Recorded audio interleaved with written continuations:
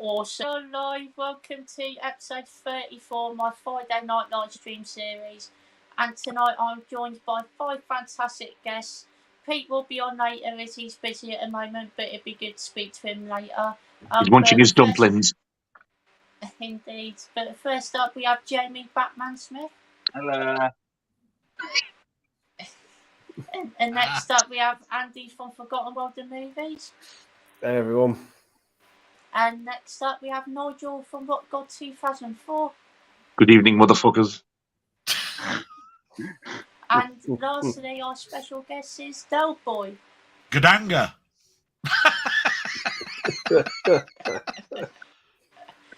Joshua Yarlog, Kotanga.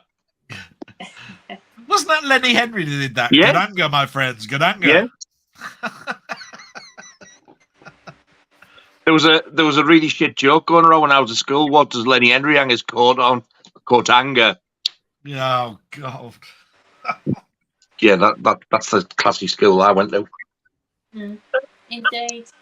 But thank you guys all so much for joining me tonight. Really do appreciate it. Thank you for having us back on again, Scott. You are such a beautiful bastard. No worries. How do you get so handsome every week, Scott? What's the secret? Is it conditioner? I don't have one. Oil of Ulay, but it's now oil of Olay. No, I And don't singing have White secret. Wedding. That keeps him very young. Indeed, Nigel. But what have you been watching recently? Jamie, do you want to go first? As you know, I've not really been watching loads lately, so I'm kind of getting back into a better routine again and watching stuff. I've got 2 reviews that I've done. I watched Mission Impossible Dead Reckoning last Saturday, and it's wow. The other night I watched Evil Dead 2013, which I absolutely love. And then last night I watched Evil Dead Rise, which was wow. I was completely blown away, and I was like, wow. And I'm not going to spoil it, but they did one scene in there, and I was kind of like, are they really going to do that? And I was like, yeah, they did. You know what scene I'm on about, don't you, Nigel? Yes. Yeah. And I was like, yeah, you had to do that reference from that film, and I was like, yeah. And wow, I was blown away. And then last night I watched Green Inferno. It's basically a film about people want to save the rainforest, so they go to protest to make them stop because they're trying to take down the rainforest. They leave, they do the forest, they leave, they're travelling back, the plane, the rain crashes, and obviously it lands in the forest still, and they get ambushed and kidnapped by cannibals. So yeah, that's not a pleasant watch, but it was entertaining though. Awesome. Glad you enjoyed it, Jamie. I've heard this meant to be really brutal, and it does look quite gory from the scenes that I have seen in the film. It gets slagged off quite a lot, but I loved it. Last thing is, this afternoon I watched Oppenheimer. I did fall asleep for a little bit because I was tired, but it's a masterpiece. And It's so a masterpiece. I am not exaggerating this, but you see Florence Pugh. You see Florence Pugh. Florence Pugh is pit. You see Florence Pugh and Foreign Pugh. Florence Pugh, you see her tits, you see her rat. All that for that. You see Florence Pugh and Barney McGrew. Double dibble and yeah. But yeah, it was a masterpiece. It wasn't. It was. I loved it. It was a mantelpiece. What did No, it was a oh god, it was a cod piece. It was a cod piece. I'm turning into Pete now. It was Oppenheimer. Cosmo Small Piece. Yeah, but it was the missing piece. Oppenheimer's probably the It was best Jimmy film. Savile's piece. Oppenheimer was a masterpiece, and I'd probably say it's the best film this year.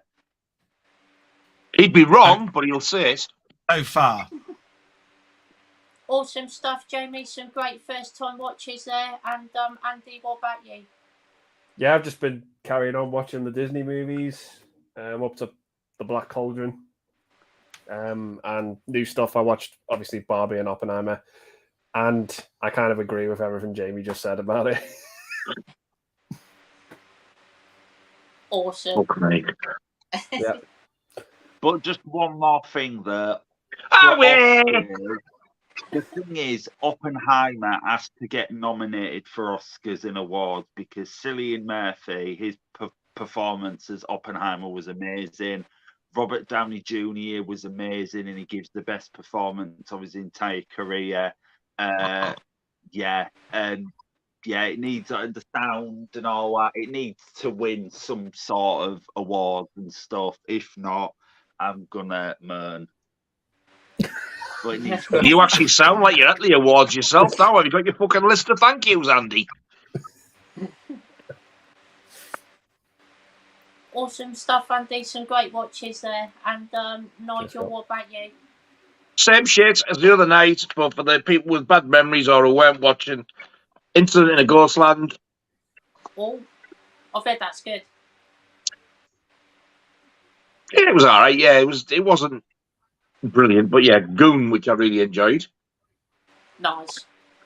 Red State. Oh, what did you think of that? Pretty good. It wasn't brilliant, but I enjoyed it. Yeah. A bit strange, like a religious-y type of people. It's strange film, that one. Theatre of Blood, Vincent Price. I wasn't overly impressed. Probably won't watch it again. Fear, which was excellent. I've seen that before, but I still like the Ali Sheedy Fear better. Totally different film. This absolutely blew my balls off. I Saw the Devil. Oh, that's great, yeah. Oh, man, it's fucking brutal. What a film. I didn't fancy it because the title made me think it was either satanic or supernatural or something. No, it's not at all. It's a serial killer. Oh, what an evil bastard you think that the clown is. But this is like a normal person going around doing things. Oh, Jesus. 2 hours, 20 minutes. Felt like about more like 90 minutes. What a film. Fantastic. I'm going to get that on Blu-ray. And then I watched the Best of Sid James, which was like a really good documentary with clips. It was Jonathan Ross narrating it. Well, the picture quality was absolutely terrible, but it's a nice little addition to put into that Carry On Characters box that I've got to help fill it up because there's a lot of gaps. Awesome. There's also a Kenneth Williams one, which I wouldn't mind tracking down as well. Oh, that'd be good. Some great stuff there, Nigel. Some awesome watches. Thank you, sir. No worries. What about you, Delboy? So on Wednesday I mentioned a few. I did see Oppenheimer at the IMAX theatre, which, I really enjoyed. Just like the rest of everybody's said, it's a great film, but it's not going to be for everybody. It is quite long. I still think Robert Downey Jr. has got more in him, but I wouldn't say it was his best performance because I think Chaplin is his best performance. I agree. And probably closely by Zodiac. I think he was very underplayed in Zodiac. I do agree. So I think those are better roles for him. Other than that, I've been watching a lot of talking pictures stuff, really. Watching some really obscure, oldish type films on like Legend, and these are 3View channels. There was one with Richard Burton and Liz Taylor called Dr. Faustus, which is like an occult type film. That was quite good. and I'm sort of like just picking up some really obscure stuff, you know. Fuck So- me, where did you come from? I didn't see you sneak on. I was just I engrossed. just Thought I popped was up. around. You were there. I jumped out my skin. Yeah, I just popped up out of Ooh, you son nowhere. of a But hey, bitch. everyone, how you all doing? Hello, Pete. Hey, All right, Nice to have Pete. you on. Hey, How So long just have you like- been sat everyone. there? Is it Not long. Thursday night About a minute or already? two. Is it Wednesday night all over again? It is indeed, yeah. It is. I was Yeah. engrossed in Delboy with his. I can't remember in the film now. You've shocked the fucker out of me. Dr. Faustus, yeah. Who's the actor again? Richard Burton and Richard Liz Burton. Taylor. I remember Elizabeth Oh. Taylor's name. I couldn't think of it. Yeah. Nice. This afternoon I watched Hellraiser again because there's a 4K release and I wanted to see whether Yeah. it was worth buying this 4-disc version that's going to be coming out later this year. So I watched Hellraiser again. And is it worth getting the upgrade? I think it probably will work out because it's quite a lavish in reds, if you see what I mean. So if 4K is best because it uses HDR and it uses a color palette that they expand upon, then it'll probably be okay. But Hellraiser, like a lot of films, were shot with only what they could, you know, like bad film stock or cameras that they could only afford, or sometimes it's even just videotape and they just transferred it later on. So we'll see on that one. But yeah, and I'd just like to thank the Academy for allowing me to come on, and I'd like to thank my mother and everybody. So and if I hope I get an Oscar nomination because of all of this, and no, that's great. Thank you very much. Bastard! I'd like to thank that stern that I stood on. Yeah. Oh, you're welcome. Oh, Andy, can you imagine Pearl on 4K? Oh, It'll blow your sack off, won't it? Because like the Blu-ray's Blu-ray good looked like enough. a 4K because it was filmed in Technicolor. It is absolutely beautiful. The Blu-ray. It is, yeah. It is. Well, when that shed door opens for the first time, can you imagine what that's going to look like on 4K? Wow. You were stunt double, weren't you? You were the Scarecrow, weren't you? I was, but I didn't really want to talk about it, you know, because it was a very traumatic experience. I was violated because Somebody she lit a match near you. she just couldn't resist me. I had a bit of a similar experience when I was on the set of Infinity Pool. When you were in Infinity Pool, yeah, she definitely makes you earn your wage. Yeah, they didn't tell me they were going to. They didn't tell me that was the scene. Well, that was a bit underhand, wasn't it? It was. I mean, she could have used both hands, but yeah. Well, she could have. Wasn't it a scene like that supposed to be written out for Jimmy Savile as well? No. Gee whiz. Wow. Wow. I'd have turned it down if he was doing it. Fucking hell. Now then. This wasn't in the contract. Goodness gracious me. Sounded just like him there, didn't he? I thought he was back Goodness for a gracious second. me. I tell you, it won't be long. He'll be saying, "Jimmel, can you fix it for me to be Batman? Please, I want to be Batman for a day." Now then, walk this way and I'll get you fixed up.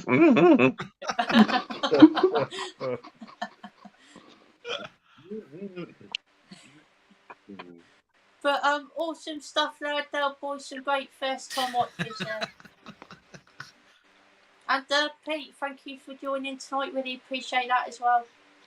Oh, it's great joining Scott. I've really missed being on here for the past few weeks, so it's great to be on here tonight. And what a great lineup tonight it is. Great to see Delboy again. Yeah, definitely. Thank you. And Pete, while you're here, what have you been watching recently? Apart from a mountain of dumplings for your tea. Oh no, I had bacon sandwiches. I did for my Oh, tea. that's different for you. Yes, very very nice. Yeah. I had Eastern Promises. I watched Eastern Promises. I mean, and that was a really good film. That was the film of the week last week. Really good David Cronenberg film. I didn't know it was going to be a gangster film, and yeah, I really enjoyed it. The story was really gripping, and it was only under 100 minutes. Naomi Watts was fantastic in it, and so was the rest of the cast. Really well worth digging out, that film is. Watched So the Naked bearing Gun. in mind there's David Cronenberg, Mm. is it a normal run-of-the-mill gangster film? It doesn't end up where some really fucked up weird thing happens halfway through. It is like a normal run-of-the-mill film. It's not like a typical Cronenberg film. No, no. There's So it's some quite pretty. normal for him. It's normal for him. Yeah, I was quite surprised to see it was a Cronenberg film. It's definitely quite grisly in some places, but it's a good film. And there's a really good fight in like a sauna place. Wow, brutal. Oh, Watched the first Naked Gun. Really enjoyed that. Same with Airplane. Watched Oppenheimer. Loved that. I think that may be my film of the year. And look at Yes, Nigel's Pete, yeah. look at Nigel's Yes. reaction. He's just like, damn, I really want to go and see that. there's three wrong motherfuckers who mistakenly have took it as film of the year. Has Jamie actually seen it yet? You've seen it, Yeah, Stain? Yeah. Yeah, I Oh, watched it's a it. masterpiece. It's a masterpiece. I think you might be right there, Jamie. I think you might be right. And Are you also, going to watch? Are you going to watch Police Squad now that you've watched Naked Gun? yeah, I'm going to try and watch it. I think it might be on Paramount Plus, so I'll give it a watch on there because there's only one season of that, isn't it? It's like a TV Yeah, series. six Oh episodes. yeah, there were. Pete's got a free subscription. He hasn't, Yes, has and he? it Get also your brings me up. recommendations in the comments. It also comes up to my next thing that I've been watching. 1883, a Yellowstone prequel. It's a really good TV show, really good Western. Yes. A lot of people, lot of people have been watching Yellowstone. I ain't seen that yet. I just watched this prequel first and really digging it. Halfway through, really good show, great characters, and looks amazing. Awesome stuff, Pete. Some great watches there, and glad you enjoyed Oppenheimer. Oh, thanks, Scott. No worries. And, I'm not. my I wanted you to hate it. I'm gonna get it on 4K. I Yeah, am okay. actually. I can't wait. I will as well. I'm going to get it Well, on. well, I well. will. Also, Florence Pugh in 4K. That scene. Yeah, definitely. I Scott knows what I'm talking about. Look. Yeah, I do, yeah. I And so does hope and Jamie's. pray HMV do like a cine edition and like a little cine edition with a booklet and cards and stuff. Oh, I'm going to get the steel book that's shaped like a bomb and then get onto a plane and see whether they stop me or not.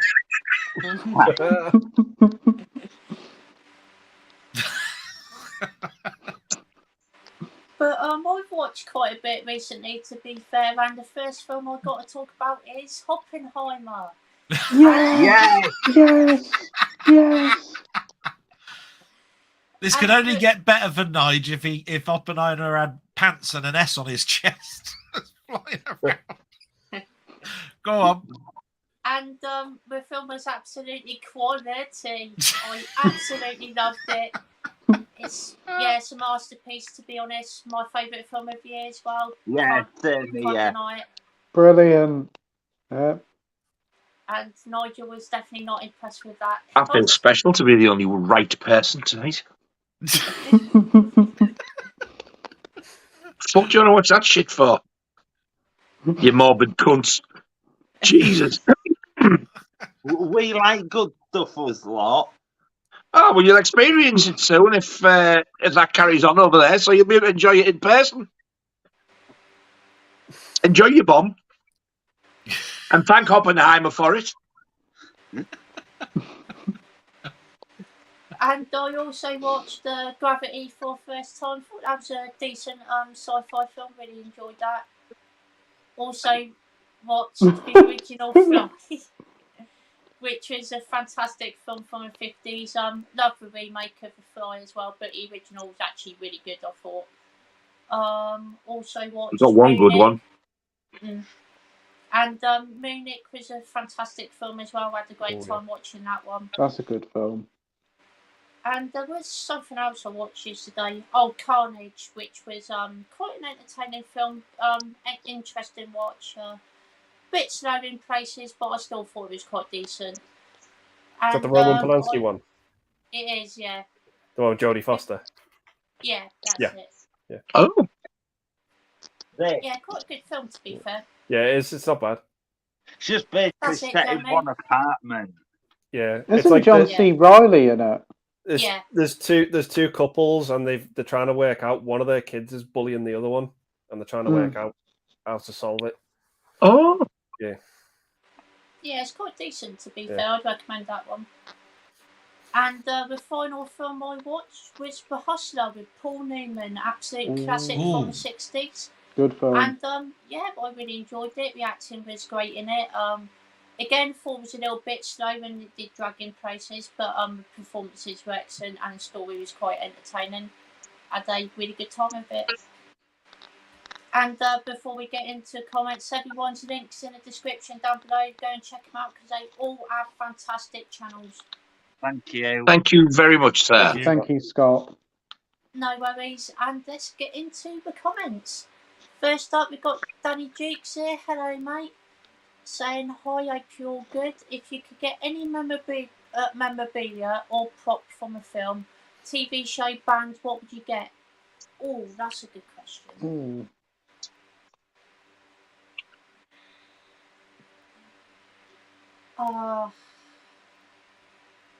Who's going to say lightsaber? Yeah, I was thinking that. I wouldn't mind getting back those little like NECA figures that I used to have for the Dawn of Dead Zombies. They were pretty cool. I'd love to get those back, but they go for silly money now, so I don't think I'll ever get those again, unfortunately. But I'd just love to have those back in my collection. They were so cool. But what about you, Jamie?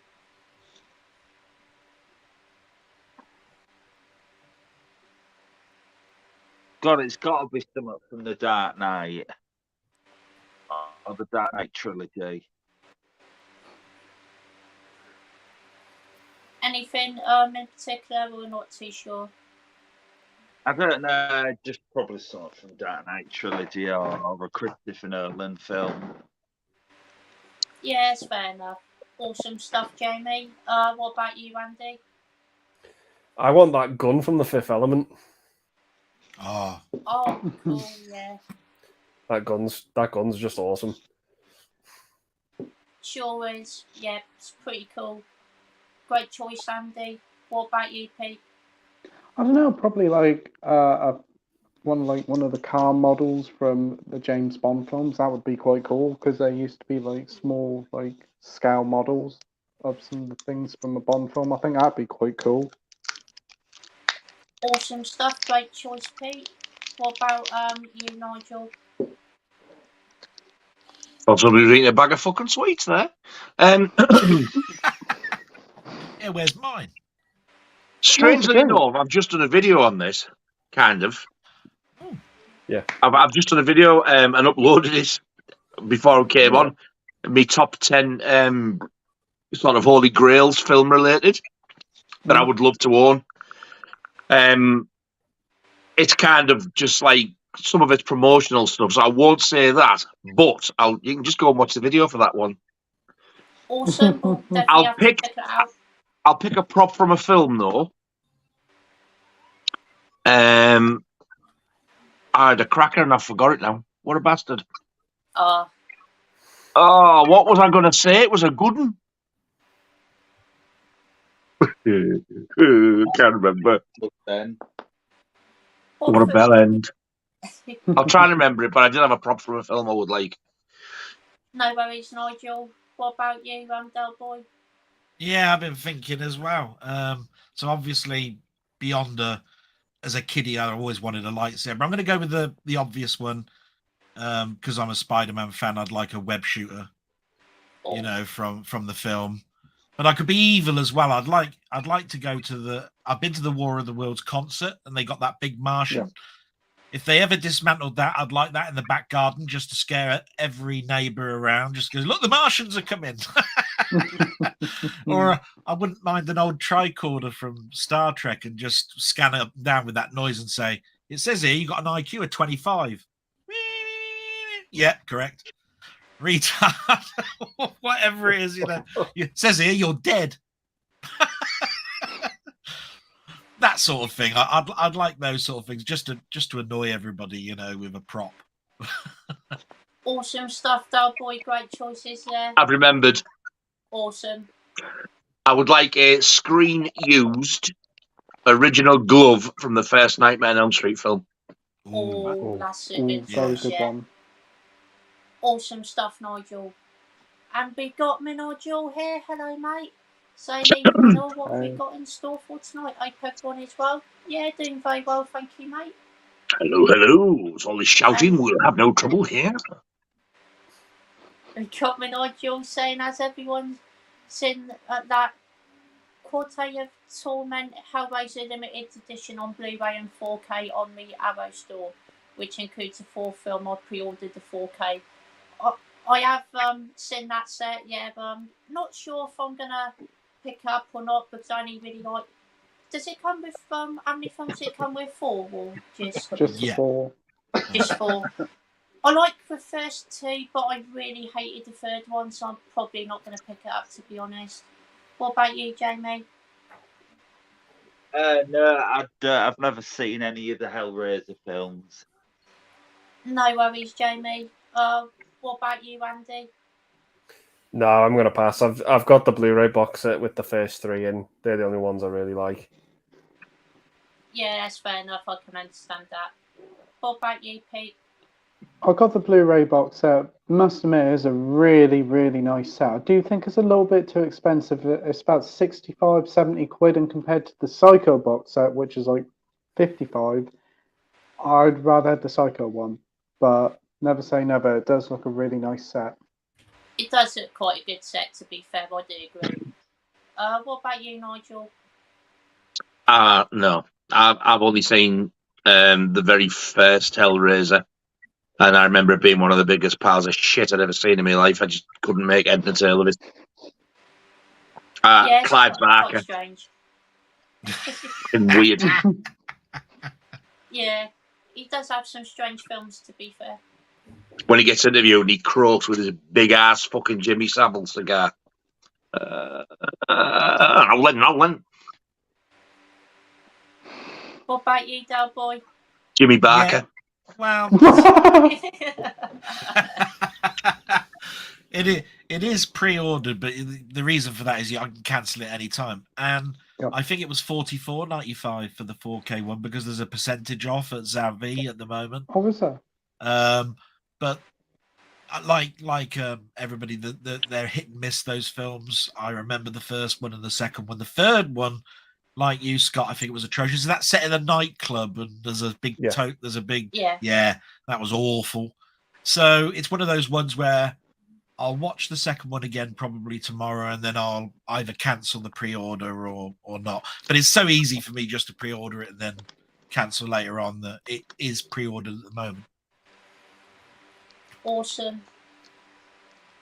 And Nigel says he's gone for a tractor artwork as that's our store exclusive, apparently. Awesome stuff, mate. Hope you enjoy it. And we've got Steve here. Hello, mate. Been a while since we last seen you in the chat. Nice, Steve. Have we got Matt Chat saying, well, lads, how do? Hello, mate. Thank you. Matt Good Chats. evening, Mr. Chats. Evening. I've also got Nigel saying, was that Hellraiser set part of the Arrow's announcement? Has anything else big come out? I think it was part of the Arrow announcements, yeah, but I can't remember what else has been announced. I think there was a couple other things, but I can't quite remember. I tell you what, it was really weird, but as soon as the announcement came out of Hellraiser, Zavi suddenly released my Fifth Element box set. So it says this is now being dispatched. It's only been on order for around about 8 months. Where? I don't know whether there's anything to do with that, but I was disappointed that a number of American Arrow releases weren't announced today, because I know that things like The Last Starfighter have come out in America on their label, but you still don't get it over here in the UK, and that won't upset anybody like Nigel. But for someone like me, where I watched a lot of this sci-fi stuff like Explorers and Batteries Not Included and Last Starfighter, and there's a number of things in the 80s that I watched, it's still not available here. So yeah, a bit disappointed. Yeah, I can understand that, definitely. And we got Steve saying, what is your favourite movie based on a true story? One of mine that comes to mind is In the Name of the Father. Great choice there, Steve. Fantastic film there.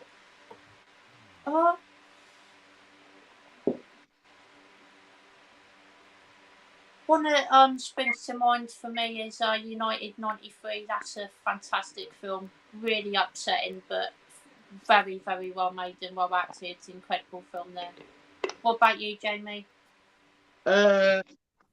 World Trade Center is really good. Yeah, that's a very good film, to be fair. I enjoy that one. Awesome. Well, there was one, Oppenheimer. Yeah, it's a good one. That's a good one, Jamie. Yeah. At least he can't say Batman. No, we can't. That's true.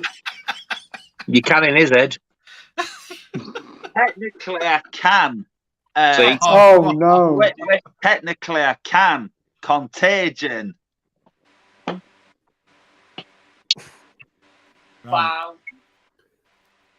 Because the thing is, Contagion, the film, it's the one about the virus, and at the end, obviously, it's the one about the obviously, even if you haven't seen it, it's obvious. It's the one about the disease and the pandemic, and obviously, COVID from there started from a bat. And it's about a pandemic, and it started from a bat. So technically, I can sort of say Batman. Is this one of those 7 degrees of separation things that I didn't quite get out of? I'm so confused now. I haven't got a clue what he's on about. He's on about contamination or something? The film Contagion, the one with Matt Damon and Jude Law. Lawrence Fishburne. Yeah, that came out before COVID. That came out ages ago, like about 10 years ago. Yeah, that was about 2010, wasn't it, I think? 2011, I think. Right, or 2012. Yeah. Good choices, Jamie. But what about because you, of Andy? kind of how it ends, that's kind of like how COVID started, if it made sense. What about you, Andy? Yeah, I'd have to say Zodiac and The Elephant Man. Oh, The Elephant Man. Yeah, that's a good one. I forgot about that. What a film that is. Good choice, Andy. What about you, Pete? Dog Day Afternoon. That was a fantastic film with Al Pacino, so I'd say that one. Awesome. Good choice, Pete. What about you, Nigel? I was going to say Zodiac. I'd actually momentarily forgot about The Elephant Man, but I will go with them too. And also Goodfellas. Oh, yeah, Goodfellas is a good one. Awesome choices, Nigel. What about you, Delboy? See, you've nicked all the good ones. You get to me, and I've got what you do like. Like I said, I've been racking my brain, because I started off watching films like The Jolson Story and all of this sort of stuff. So those were all bioepics. And I'm probably going to go with something like Lawrence of Arabia or Bridge Over the River Kwai, because those took up quite a bit of my youth, and I watched those in awe, thinking how great those were. And those are true stories. And the other thing is, I can't say the 10 Commandments. So, or Ben-Hur. I can't say any of those. So I'll go with that. I'll go with Lawrence of Arabia. Awesome. Good choice there, Delboy. Have we got Matt Chat saying Arrow announcements were underwhelming? I feel like there They some were good mostly for ones. US. That's the problem. There was a Harrison Ford film that was US only. Yeah, I did see there was quite a few US only ones, which is a shame. Definitely. Have we got Winslow here? Hello, mate. Thank you for Hey, joining. Winslow. Have we got Radley here? Hello, mate. Saying hello, young Hey. Scotland and crew. I'm stupidly excited about the Hellraiser Arrow box set. Bloodlines is as good as the first three, in my opinion. Getting a 4K set. Any big releases you are looking forward to? Definitely Hitcher when that gets released. I cannot wait to get that on 4K. That's going to be absolutely awesome. One of my favourite films, and I think it's just going to look incredible. So I can't wait to get that when it does get released. What about you, Jamie? I can't really think about anything at the moment, but doesn't Hellraiser already have an Arrow set with the 3 films in? Yeah. Yeah. So what's this new one then? 4K. 4K. And the 4th film as well. New remasters. Oh God, how much do they want for that? Can't remember, to be honest. Can't remember how much it was. But no worries, Jamie. What about you, Andy? Probably in terms of new releases, maybe the Warner Brothers Enter the Dragon 4K. Oh, yeah, that's going to be good, definitely. And obviously the Hitcher. Oh, the remake. Fuck no. No. The original, Jamie. But it would be nice to have a remake in there as well, to be fair. I'd like to see that. Yeah, I could do with a spare coaster. Yeah. Hey! I've heard the sequel to the original's even fucking worse. Yeah, so yeah. I've heard of bad things. Yeah. But awesome choices, Andy, and I'm excited to get those as well, to be fair. What about you, Pete? Enter the Dragon 4K. There's a couple of 88 films, martial art films coming out late August, early September, and the Psycho box set when that comes out in September as well. Yes, that's going to be awesome. Definitely looks stunning, that set. Awesome choices, Pete. What about you, Nigel? The Hitcher, the Psycho box set, and that new Jaws box set that's coming out. Oh, nice. Awesome choices there, Nigel. What about you, Delboy? Yeah, because like everybody's mentioned the Psycho box set, which I've ordered as well. I'm going to be selfish and say that I'm looking forward to, and Nigel's already mentioned it, the second set of the Vault range. So that one does include Jaws, but it's got 2001 and the Shawshank Redemption and Apollo 13 as the others, because I've got the first 4. So it'll just look really nice when I've got 8. You know what I mean? And all in the Vault range. So I'm going to be selfish and say, yeah, I'm looking forward to that. That's your one, and you got them all. Yeah, mine are just there. 4 of them. Oh, cool. Are they coming out on the same day like they did before, or are they releasing them separately? No, I believe it's the same day. Same day. Same day. Cool. So that's 200 quid. The Jaws one went like that. Just bang, went.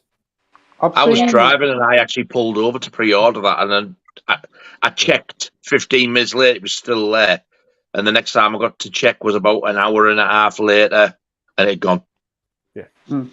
I think the 2001 one is still up. I've seen 1 or 2 still up on HMV, but definitely the Jaws one's sold out. And I think the Shawshank one has as well. I'm not surprised, really. The Jaws one I got cost 70 quid, though. It was extra 20 quid because you get a signed art print. Ooh. It's signed by the 2 artists who've done that lovely new artwork with that sunset and the big fin on. Yeah. It's a really nice set. And you get the little crystal as well, which is a nice touch. Yeah, Andy was showing me some of them, Mike. I didn't realise that was. I can't wait to see what that looks like. I am hoping that the inside is a little bit more robust than the first set, because a lot of people did say that the crystal moved about, and because it's cardboard, it's not reinforced. It damaged certain boxes. Mine were fine, so I was happy. But if you're spending 50 quid, you really want it to be nice. And if it arrives broken, you're thinking to yourself, am I going to be able to get that replaced? You know what I mean? And there's no one to go to say, I want the packaging, but I want to keep the rest of it. Can I just have the packaging bit sent to me? When I got mine, some of the Delboy will know, but there's like the Blu-ray part is actually, if you take that out, there's actually like a raised shelf underneath.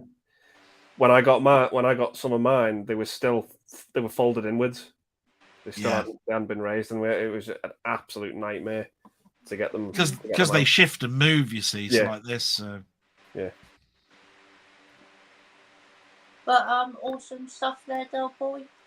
And we got Matt Chat saying, I've been watching the Phantasm films. I struggled with the series for years. I like the first one, but the rest just don't make sense to me. Anyone else feel that this is not a very good franchise?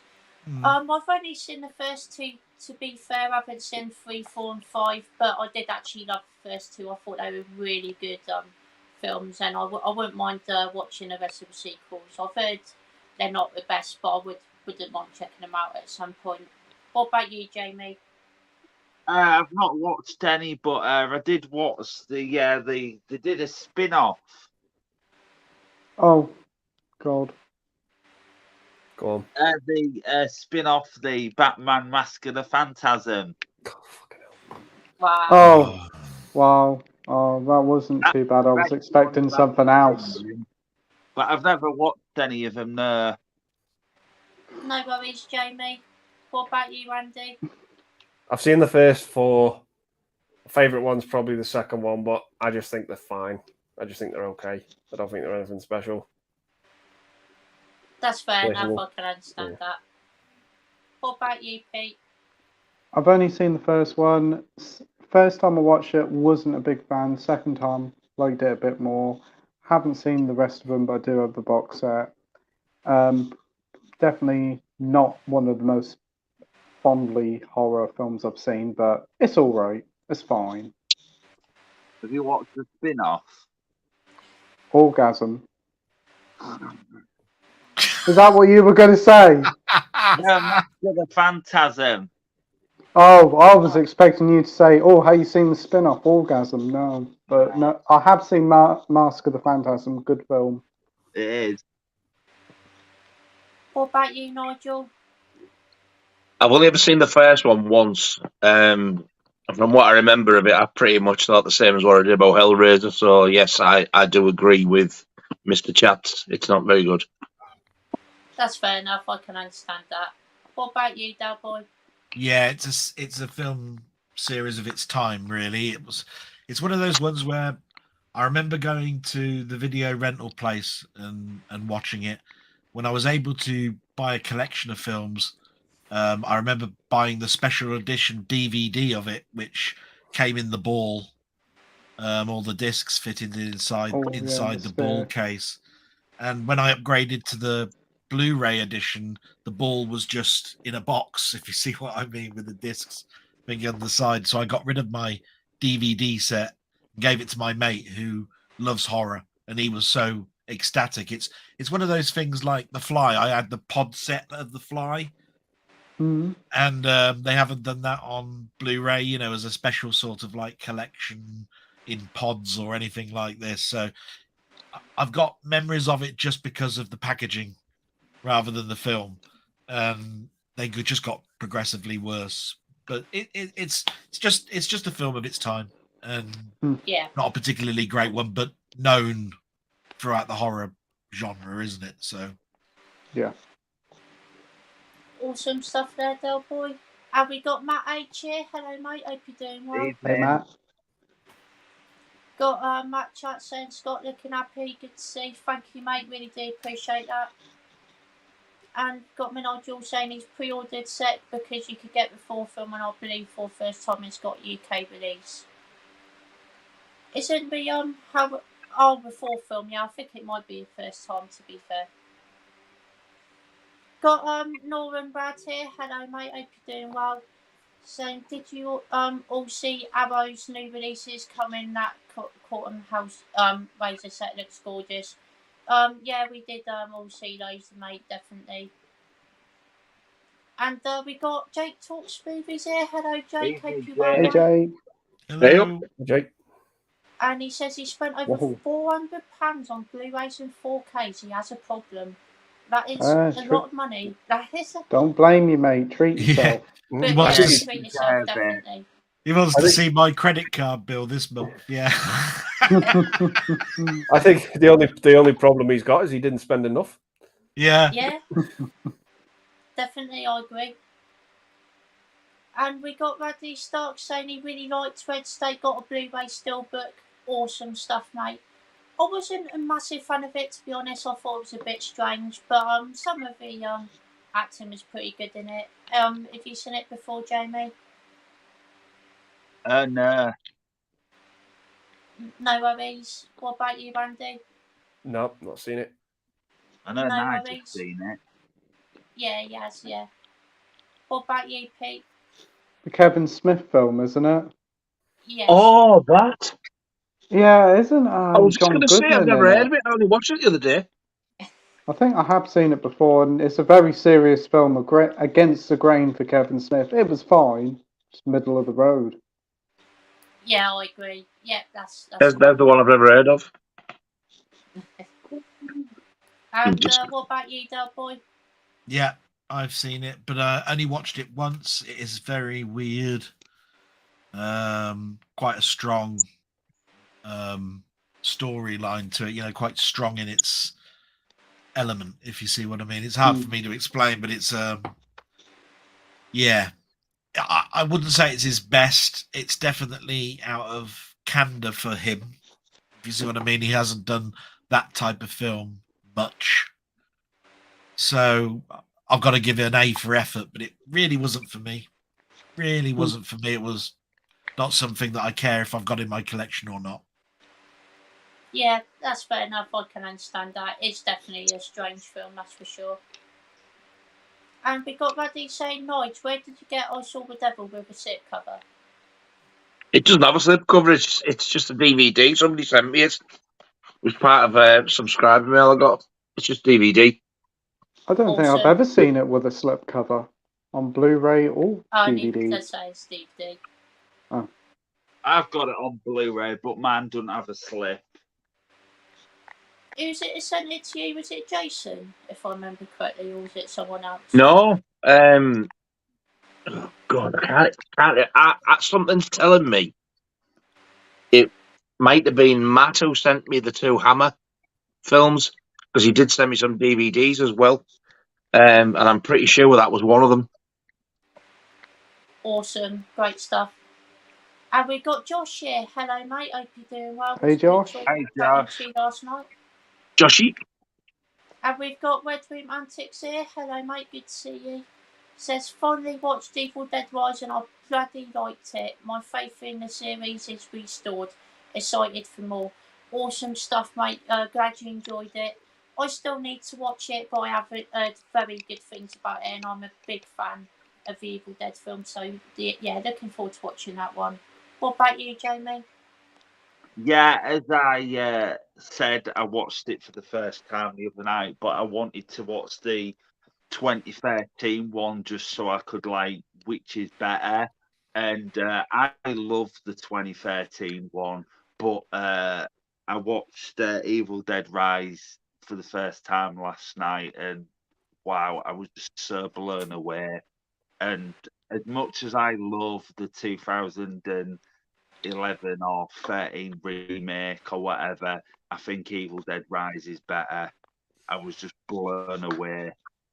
Even like an hour Gotcha. later, I was still blown away. I was like, wow, it was just incredible how it was all done and everything. There was just blood everywhere. Awesome stuff, Jamie. Glad you enjoyed it. What about you, Andy? Yeah, I went cinema to see it, but I've got it on 4K, but I haven't had the urge to rewatch it yet. Mhm. But I Watch still it. really liked it. Same with Scream 6. Last time I saw that was at the cinema. I haven't rewatched it yet. Yeah, I need to rewatch Scream 6 actually. I really enjoyed that one. Yeah. What about you, Pete? Haven't seen it yet. It's the only Evil Dead film I haven't seen yet, but I do want to watch it. Hopefully, I'll watch it in the next couple of weeks. But after hearing Jamie's positive words about it in the group chat, his message definitely made me want to watch it more. Honest, I'm not even exaggerating. I was blown away. It's No, you very sounded well done. absolutely elated with it. You were I know. ecstatic with it, and I was like, "Wow, I'm going to have to see this soon." I do want to watch it, so yeah, hopefully within the next month or two, I'll see it. Awesome. Hope you enjoy it, Pete, when you do watch it. Thanks, Scott. No worries. What about you, Nigel? Yeah, I really enjoyed it. I think it's probably my fourth one in line. The original, then 2, then the remake, then that. And Army of Darkness last. Oh, Army of Darkness. Oh. It's Pete's favourite, isn't it? Pete's favourite, yeah. It quickly does something to him. And Nigel looks at him like as if he's got 2 heads. Went straight from my heart, Nigel. Oh. Sound like he came from somewhere else, literally. Oh. But good ranking there, Nigel. Awesome stuff. What about you, Thank you, Delboy? sir. No worries, Nigel. Yeah, I saw it in the pictures. I'm still waiting for my steel book of it. It has been dispatched because I got the email today to say you will be getting this, but I'm pretty sure it's going to be Monday when it'll arrive. So I won't be able to unwrap it for my blog. But I liked it. Yeah, thought it was a good film. Yeah, liked it. Awesome stuff. Glad you enjoyed it, Delboy. Have we got Radley saying Bloodlines on 4K? I can't rate Maddie, underrated movie. Awesome stuff. Glad you enjoy it, mate. Nice. Have we also got Radley saying, oh, Del is now a regular on the streams. He has been on quite a few recently, to be fair. I'll still be there, honest. Talking to Sam and Bad Lieutenant, yeah, and Radley. I'll be there. Awesome stuff. And we got Josh saying, watched the film called This Beautiful, fantastic the other night. I don't know why, it's a British film about gardening. It looked wholesome enough, but not great. I have never heard of that, to be honest. I didn't even know that was a film, to be honest. What about you, Jamie? I didn't think I've heard of it. No worries. What about you, Andy? Nah, straight over my head. No worries. What about you, Pete? You lost me at gardening. No, not interested, sorry. What about you, Nigel? No.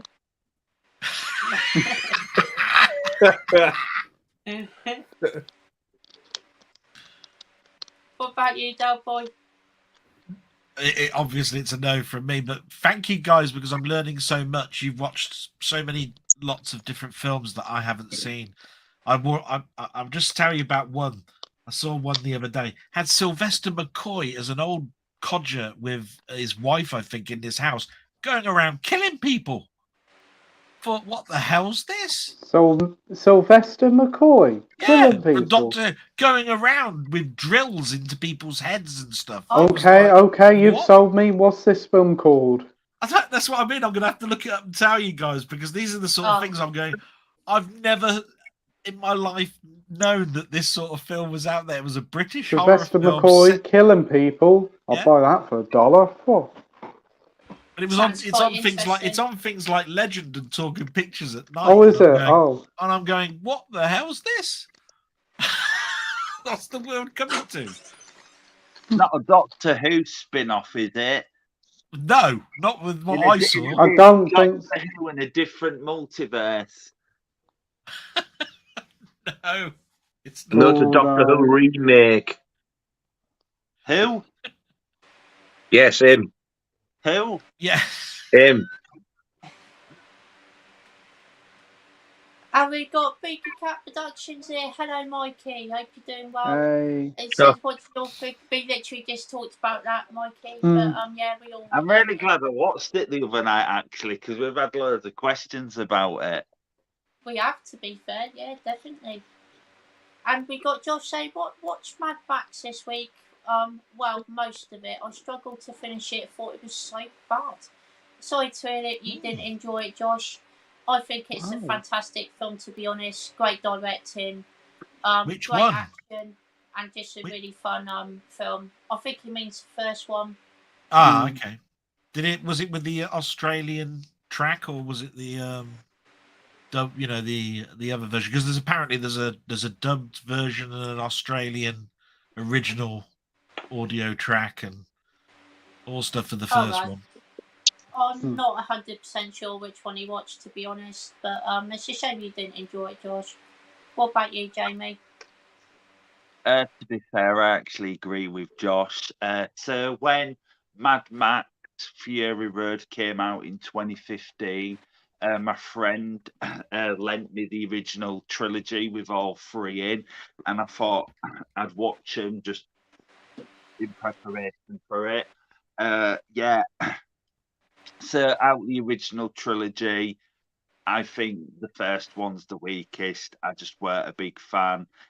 So if I would rank the original trilogy, I'd say 2, 3, 1. I just weren't a fan of 1. That's fair enough, Jamie. No worries. I think even I prefer the third one, the Tina Turner one, Thunderdome. Even that's better than the original. That's fair enough. What about you, Andy? I'm the other way around. The only Mad Max film I don't like is the third one. Yeah, I like the third one. Yeah, I find the third one a bit of a struggle, if I'm honest.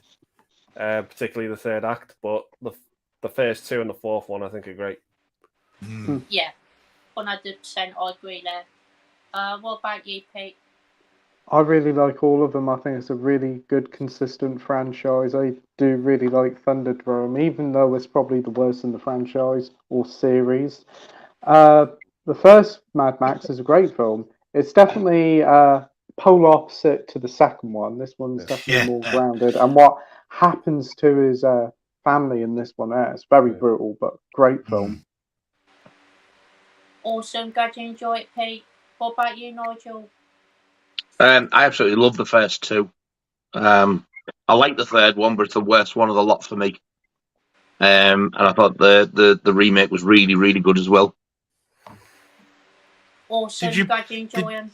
Did you prefer it in black and white or the coloured version, Nigel? Or have you only seen the coloured one? I haven't watched the black and white one. Ah. No worries. What about you, Delboy? Yeah, to me, the third one is the weak one for me. The reason for that was I thought it turned into a mainstream film. The second one was sort of like cyberpunk type thing. I think everybody remembers the boomerang with razors on and it chops the fingers off. Everybody knows that scene. The first one, it's the gritty one, the one that sets it all off. You see what I mean? The third one just then turns into a Hollywood mainstream. It lost the edge, and then when they brought it back, I thought that was a cracking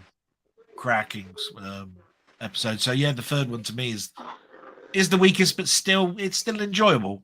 There's nothing wrong with it. Nothing, just mainstream. Only way I could say it. Yeah, awesome stuff, Delboy. Good ranking there. Got Matt Chat saying, Nigel, if you liked I Saw the Devil, you should give the Vengeance trilogy a go. Oh. I've heard they're really good films, to be fair. I've seen Old Boy, and that's a fantastic film. Old Boy's probably the best of the trilogy. It is a fantastic film. Twisted film, but so good. Yeah, 100%. I agree. But speaking of Old Boy, the remake is really good. Whoa! You must be the first person I've actually spoke to. I actually really enjoyed the remake. Fair play to you, Jamie. The Josh Brolin. Yeah. I liked it. But the I'm not going to spoil it, but the thing in the third act, oh my God. Yeah, definitely. Yeah. Have we got Josh saying, what's your favourite Saw film? I'm going through them with a friend. Not too impressed so far. Oh. Shame you're not enjoying them, Josh. I've only seen the first one, so I can only really say the first one. But I've heard that the first one's the best one anyway, to be fair. Great film, really enjoyed it. What about you, Jamie?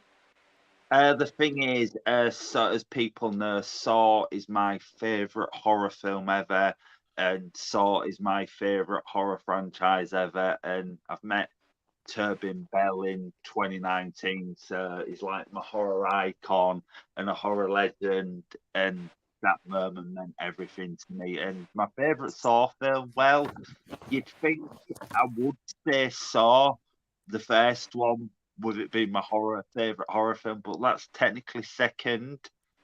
My favourite one, I do need to rewatch them all again because on 28th of September, we're getting Saw 10, we're getting a new one, and obviously Jigsaw, Turbin Bell is reprising his role again as John Kramer, so he's back. My favourite is actually Jigsaw because I think it's very well done, and I know towards the end of the Saw franchise it went off the rails a bit, but they're still all fun. And the thing is, with Jigsaw, it put the franchise back on track, and because of the twist, it put the franchise back on track. But to be fair, I even enjoyed Spiral from the Book of Saw. But I'm really interested to see what they do in the new one because obviously it's a prequel. It got announced it's a prequel. Awesome, good choice, Jamie. Glad you enjoy your Saw films. What about you, Andy? It's the first one. The only one I've not seen is the one called Jigsaw. But I've seen all the others. Great. I love Jigsaw. Yeah. Well, after the second one, they all just kind of blend into one for me. Yeah. Good choices, Andy. What about you, Pete? Haven't seen a Saw films, so I can't say. You need to. Yeah, I know. I'll get around to watching one. Awesome stuff, Pete. Hope you enjoy it when you do. Thanks, Scott. No worries. What about you, Nigel? First one's the best. I liked all of them except Jigsaw. Jigsaw, compared to the rest of them, is absolutely shit. It was unnecessary. They shouldn't have made it. I like the Chris Rock one far better. I've only watched I think I watched Jigsaw once and I can't even rewatch it. I thought it was that bad. It's just so dull. I can imagine Nigel's review of it. It's like 100-piece puzzle with 99 pieces missing. I think the first one though was just so different at the time, and it absolutely blew me away when I watched it.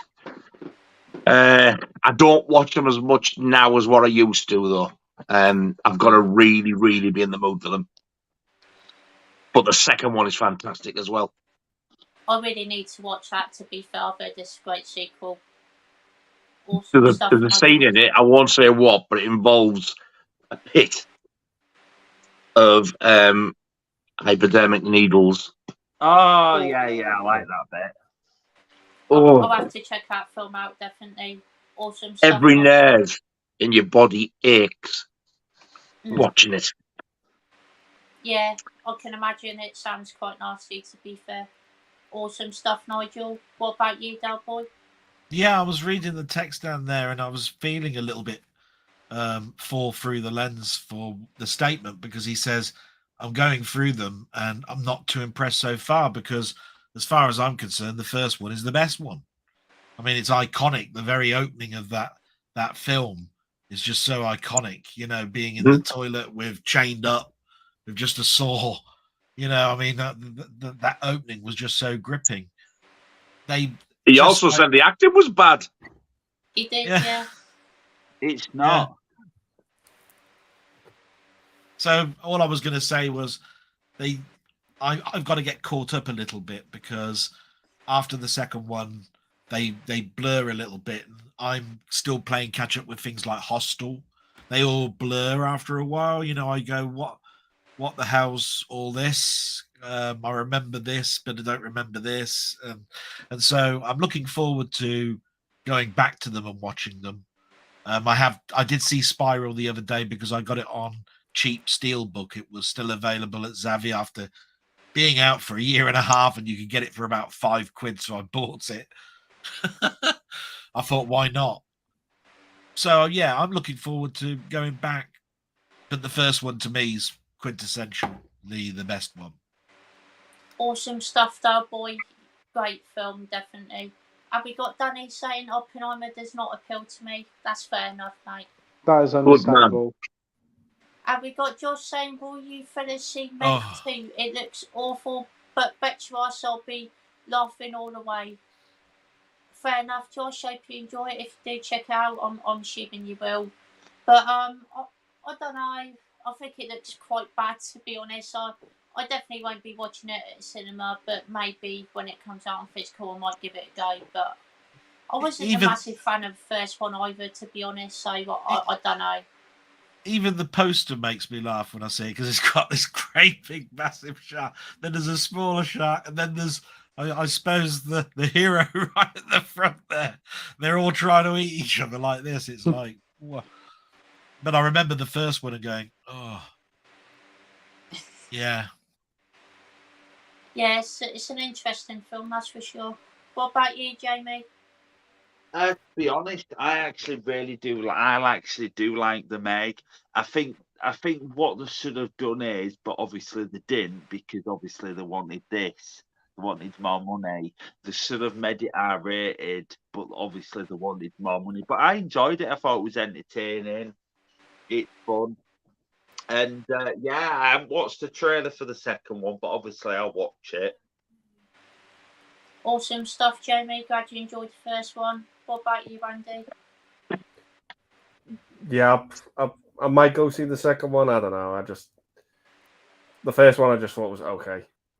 Yeah. I thought it was fine. There's the iPhone edition, which is the 512 meg edition. Yeah.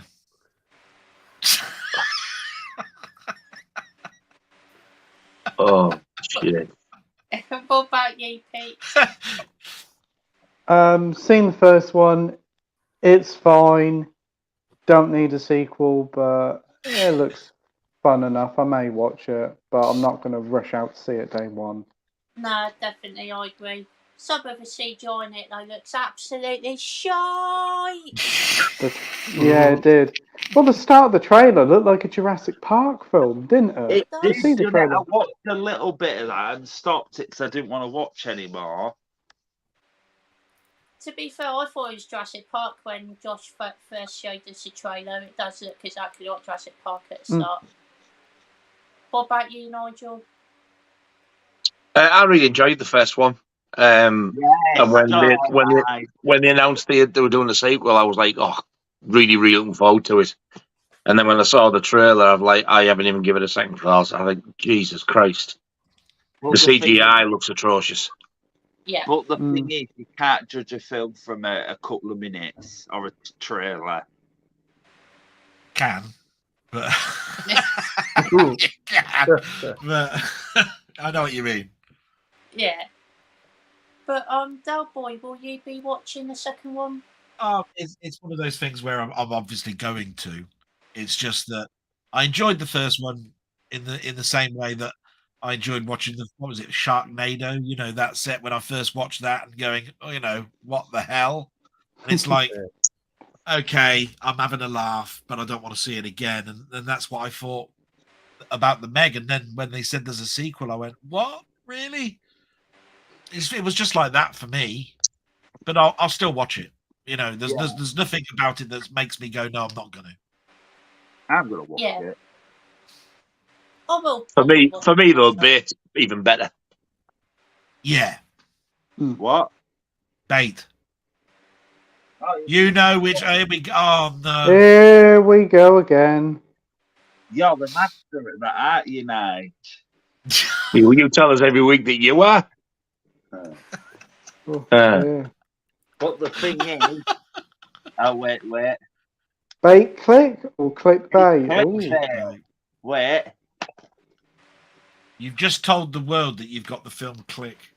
yeah, clickbait. It's clickbait. That's all I got to say about that. That's it, bait. Click, you were right the first time. It's clickbait. Other way round, Jamie. There. There you go. Yes. They're in perfect position now. Oh yeah, it's clickbait. Yeah, don't Unless ever do that- it again because it was shit. Unless that film came with your Blu-ray player, you should be ashamed. It is 99p. You 98p too much. Have we got Jake saying great video by way, Nigel? Oh, thank you very much. And we've got Marvel fan here. Hello, Hi, mate. yeah. Hope you're doing good. Hey, Marvel fan. Hey up. And we got Matt Chat's giving us a quote from Pre-Squad saying, "Who are you? How did you get in here on the Locksmith and on the Locksmith Classic?"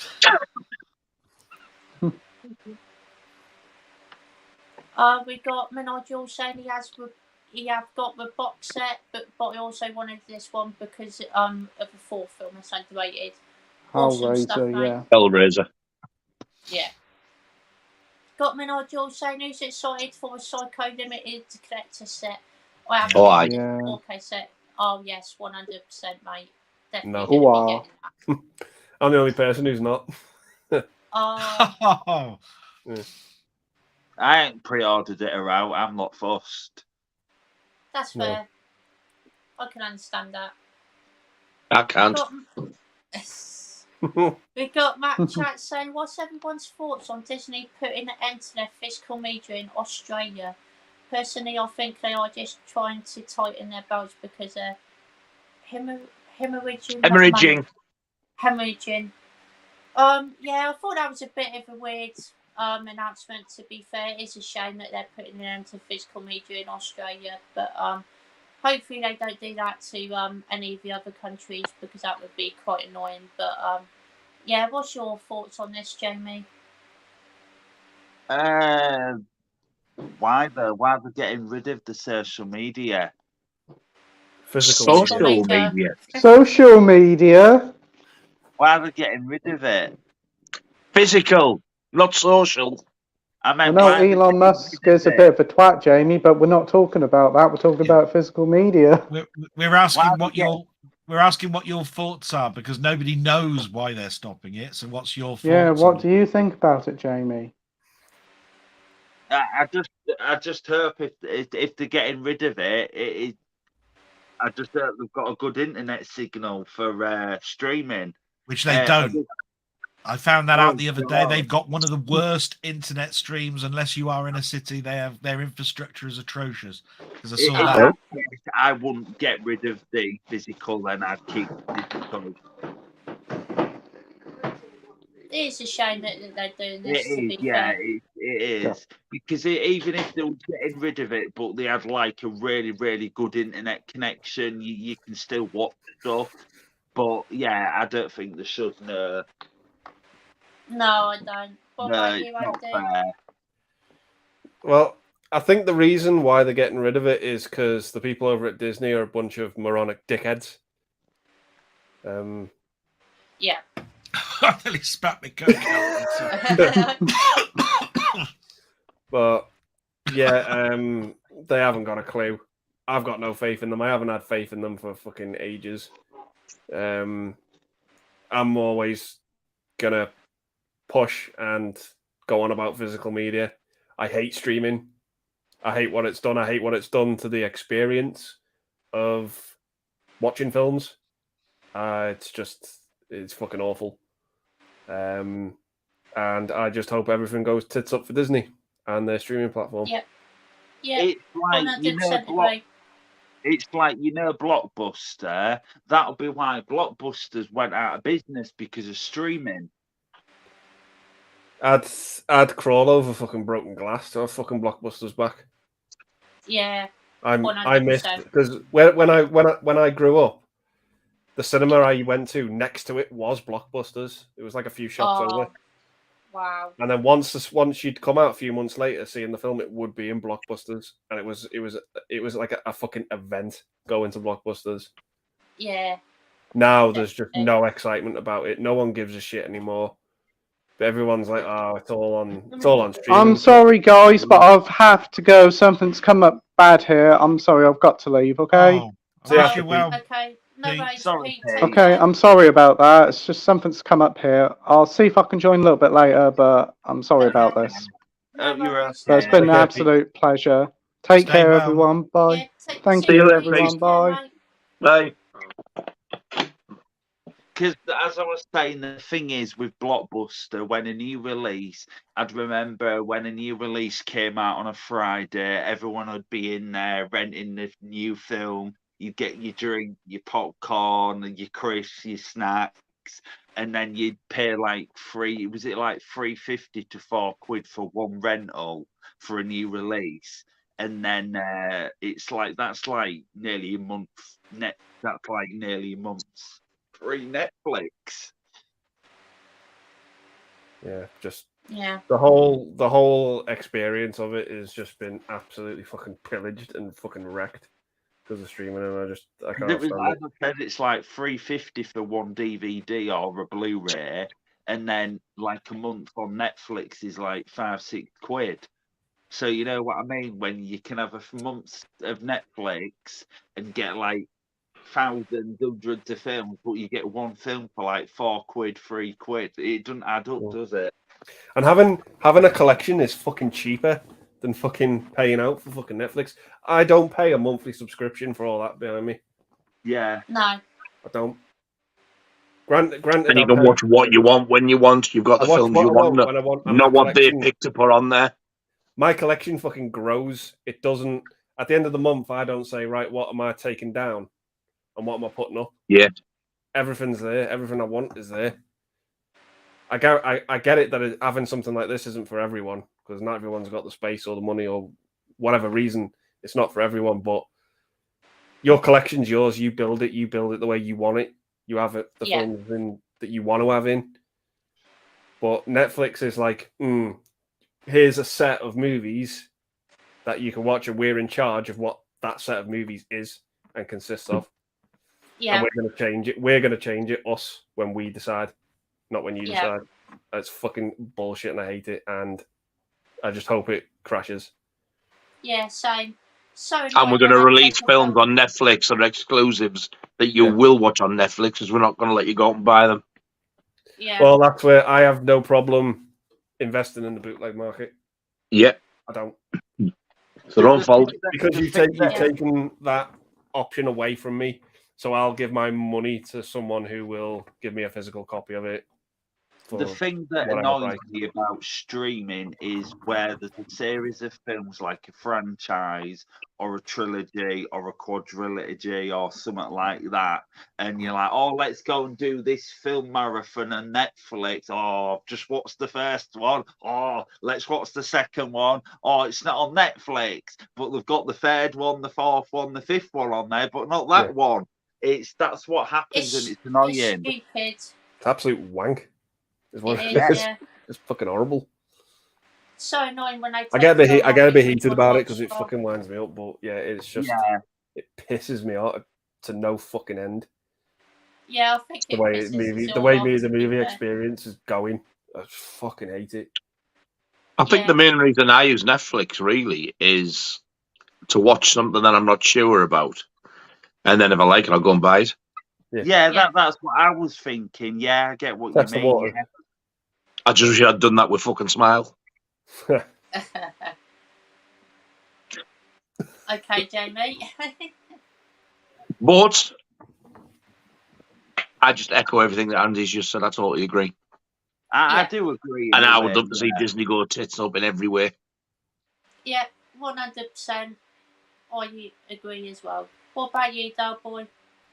Yeah, I mean, I don't know if you sort of like seen subliminally. I've been asking you questions like, what do you think will save cinema? And the reason that I've been asking that is is because of this question coming up about what's happening with Australia and physical media, because I'm a physical media person. I'm like Andy. I don't wish Disney bad things, but I do wish bad things on Disney corporate. The problem with Disney at the moment is it's so big that they become so powerful that they then lead the way. That's how I look at it. And from that point of view, they are a streaming service. So they want the film industry to work, but they don't want physical media to work. So whenever you're looking at a model, they're basically saying, we'll fund you to make a film, but it will come to our streaming service first. And physical media just doesn't even get a look in. You see what I mean? So they don't care about revenue. They don't care about a film coming out for 6 months and then a film coming out as a DVD or Blu-ray and then streaming third. They're going film first, streaming second, media if we want. That's their model. That's their business model. They would be slitting their own throats having a streaming service and saying physical media is above our streaming model, because as a streaming service, their revenue's higher. It costs less, but they can charge you the same price as physical media for it. So then, like I said, I don't like Disney corporate. In fact, if you really want to hear me swear, they can fuck right off. Right? That's how wound up I get about that. Fuckers. Right. Awesome answer there, Delboy. They can fuck right off. And we got Mikey saying, just a bit of trivia for those who didn't know. A fake head of Gwyneth Paltrow was made for the movie 7, which is not used in Contagion for scenes for Gwyneth's character's death scene. Oh, Didn't know that. It's in the crib notes of the Laserdisc that might be the case, but it was never actually proven in the crib notes. It says we did do a head, but that's all it said. But they looked at it from a Hitchcock point of view. Hitchcock always loved you to see the problem, and then because the audience knows about it, there's a tenseness about it. And he gave a perfect example. There's a bomb in a briefcase. You know there's a bomb in a briefcase. Nobody else knows there's a bomb in a briefcase. There's the tension. So yeah, seeing the head takes away, what it could be. So it's a head, and you can put your own imagination to what that head was be, which is why they cut it out. Oh, I didn't know that, to be fair. Got Matt Chat saying more useless trivia statue that Grace Jones dances with in Vampires of Body Cast of Dolph Lundgren. Did not know that. No. I've never seen Vamp. It's a good film, to be fair. Yeah. Yeah. Really enjoyed it. Got Radley Stark saying Hellraiser Arrow set, Psycho box set, Exorcist 1 and 3, 4K, all coming out at the same time. Going to be a few expensive weeks. Yeah. Oh, no Exorcist 2, what a shame. Whoops, I forgot about the Oh.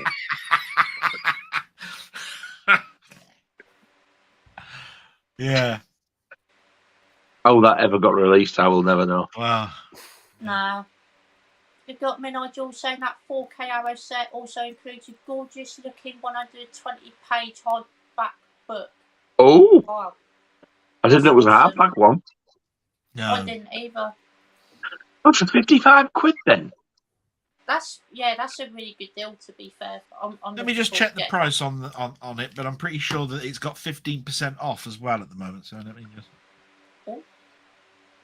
And we got Josh saying off to watch Swiss Army Man. Catch you guys later. Take care, Josh. Hope you have a good night. But I haven't seen Swiss Army Man. But have you seen it before, Jamie? It's a '24 film, isn't it? Yeah. Yeah. But I've not another one. yeah. It's one of the better ones, I'd say. I had fun with it. Right. So my one, because I was looking at the Blu-ray and the 4K release. The 4K release is a £75 box set, which I've got for 60 on pre-order at the moment because of the discount 15% that was on at the time that it was announced. So I've got mine saved here at 60 quid. Psycho. Hellraiser. Oh, I thought you were talking about Psycho. The Psycho. Let me have a little look at the Psycho. I have to go through all of my list. I'm sorry. No worries. I Nigel, think it's I'm there. assuming you haven't seen Swiss Army Man.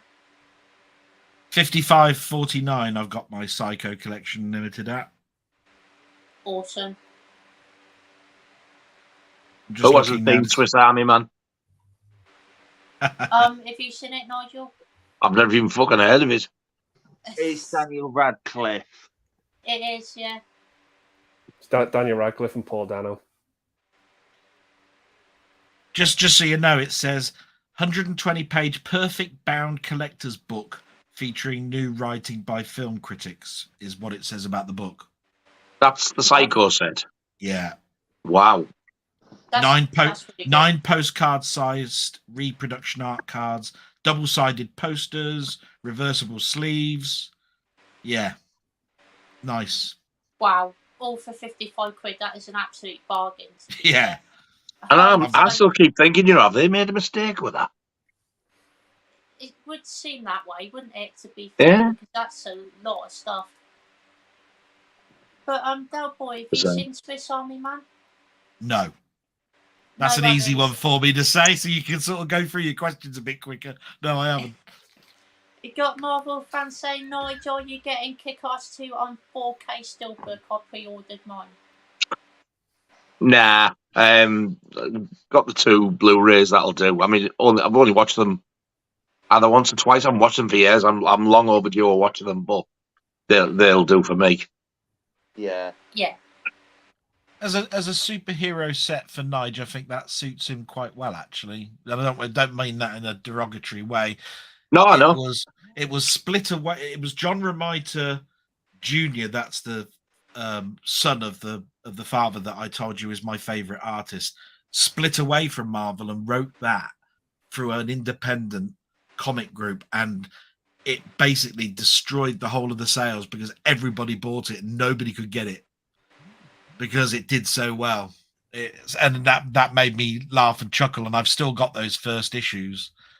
And as a film, I think it's funny. I just think it's really funny to watch. It is.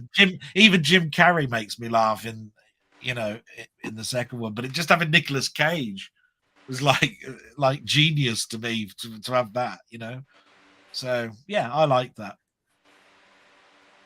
Awesome stuff, Delboy. And I think we're all pretty excited for Hitcher. Oh yeah. Oh God, yeah. Have we got Does it have another physical release anywhere else? It did get a DVD release. Years ago. I think it's Blu-ray DVD, yeah. I've got a German Blu-ray of it, and it looks pretty good. Awesome. I think I've got that as well. Is that like with German media book sort of Blu-ray? No, it's just like in a standard, well, not standard, but like the 12mm Amaray. Oh, okay. The one of them. Awesome. Have we But got we only got it on DVD here. Yeah. Hello, mate. Hope you're doing well. He says, good evening, all. Good chat tonight. Hope you're all good. He says, Hijack miniseries with Idris Elba is very good. It's on Apple TV. Awesome stuff. I've heard of it, but I haven't watched it yet. What about you? Good evening, my friend. I've not watched it, no. No worries, Andy? No, I don't do TV nowadays. That's fair enough. What about you, Nigel? Honestly, I'm the same as Andy. I don't. I either watch what I've got on discs or YouTube. I never even think. I've got a big long watch list on Netflix. I might go on once in a blue moon, watch some, and then I don't go back on again for ages because I just think, what's the point in me buying all this stuff if I'm going to go and watch that shite? Yeah. Definitely, I agree. What about you, Delboy? Well, that's just another person saying what many people on my blog are saying, they're saying, Del, have you watched Hijack? And I haven't yet. And it's because I haven't got Apple TV and I've got so much other stuff to watch. I'm getting caught up with all these films that you guys have been talking about the last couple of weeks, because I'm a big filmy and I've got thousands of films, but even you're seeing stuff that I'm just starting to get into. So it's very hard for me now to watch TV as well. But I still keep my eye on that side of things, because TV is very important to me based on my childhood. So I will probably get round to it. It's just it's very low down now on my list. This is why it's so much more upsetting that Network's gone. Yes. Yeah. Because that even catered for that side of things now. Yeah. It's a shame about Network, definitely. I'm just glad I've got what I've got when I did, because, like, oh my God, one of my favourite comedy programmes was Never the Twain, and I never thought I'd get the entire series of that. I absolutely love it. It's a huge chunk of nostalgia, and anybody that's got any idea of nostalgia died that day. You know, I mean, you've got such classics like The Prisoner, Randall and Hopkirk Deceased, you know, and then the comedies like you've been talking about. You know, I got Two's Company as well with Man About the House and Donald George Sinder. and Mildred, and, you know, and I was going to get George and Mildred, didn't get a chance. So it's just a major loss. I think I've got Eurotrash on Network.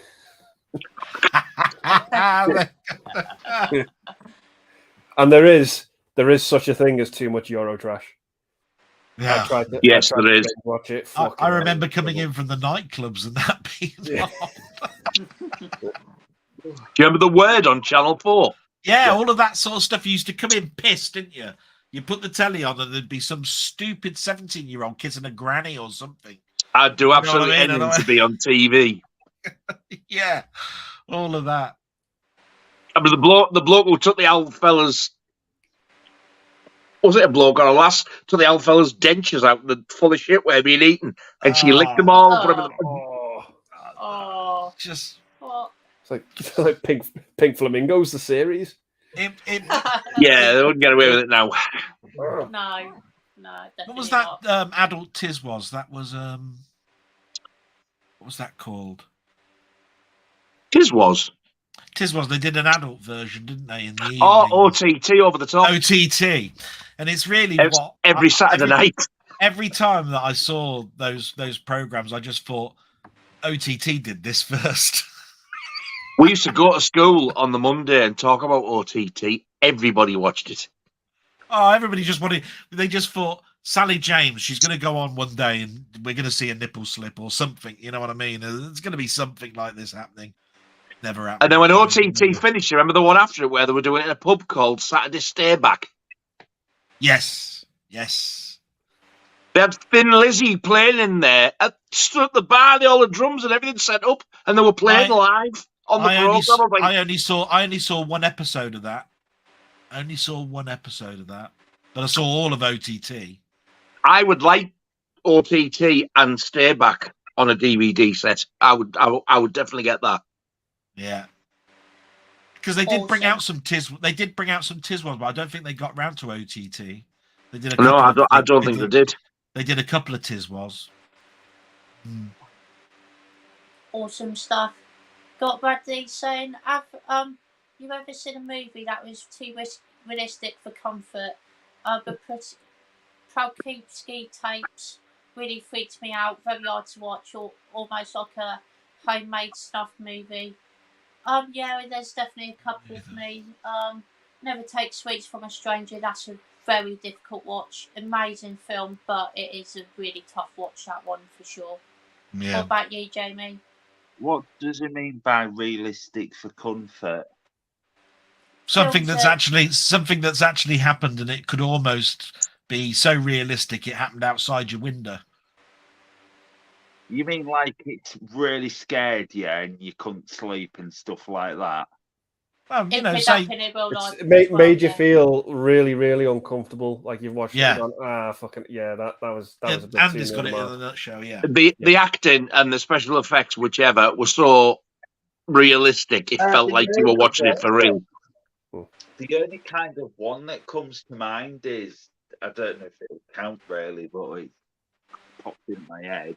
Is Don't say Batman the movie, please. No, Star. So,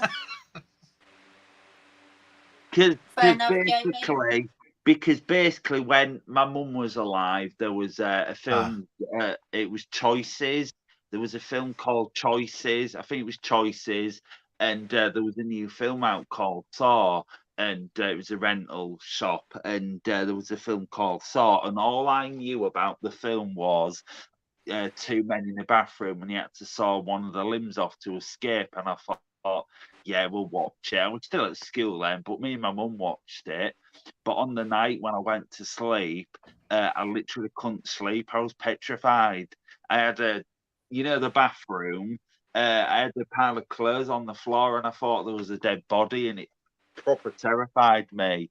And ever since, as time went on, literally, I was like, I'm not watching any more of the sequels. I'm avoiding them. I'm never going to watch them.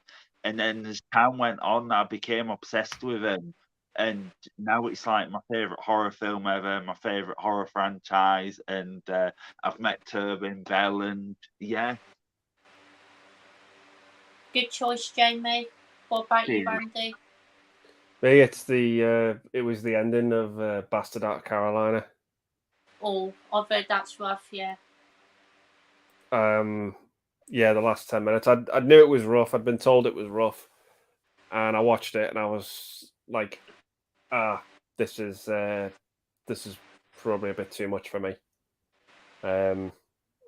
It was horrible. But yeah, realistic, cracking film, but it was just too near the mark. The last 10 minutes. Yeah, good choice, Andy. What about you, Nigel?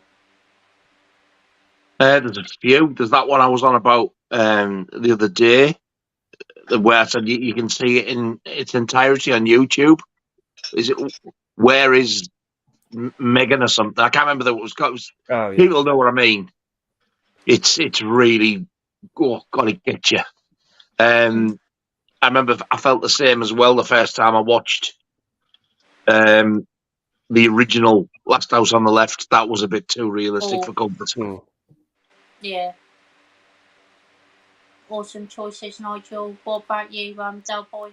Well, I was thinking the same sort of like it's what I think Nigel came out with the perfect answer the other day. He said anything around 911, 9/11.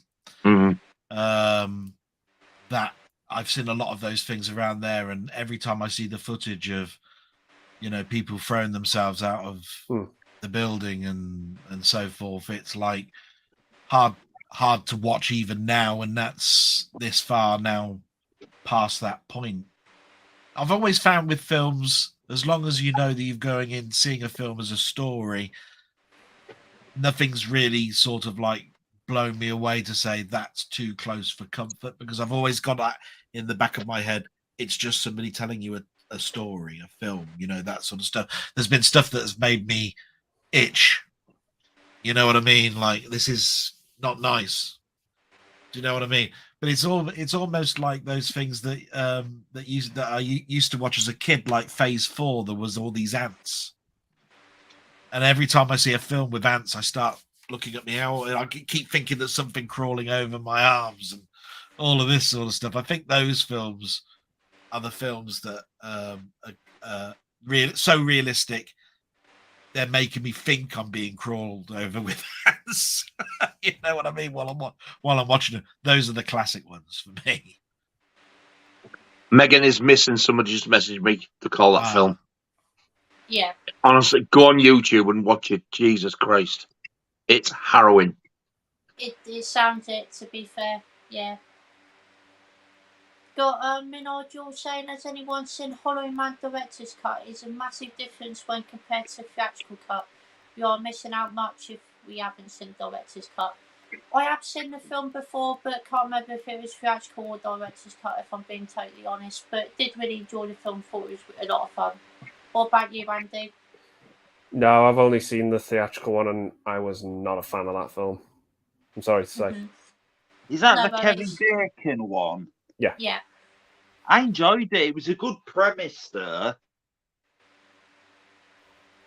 Yeah, it's an entertaining premise, to be fair.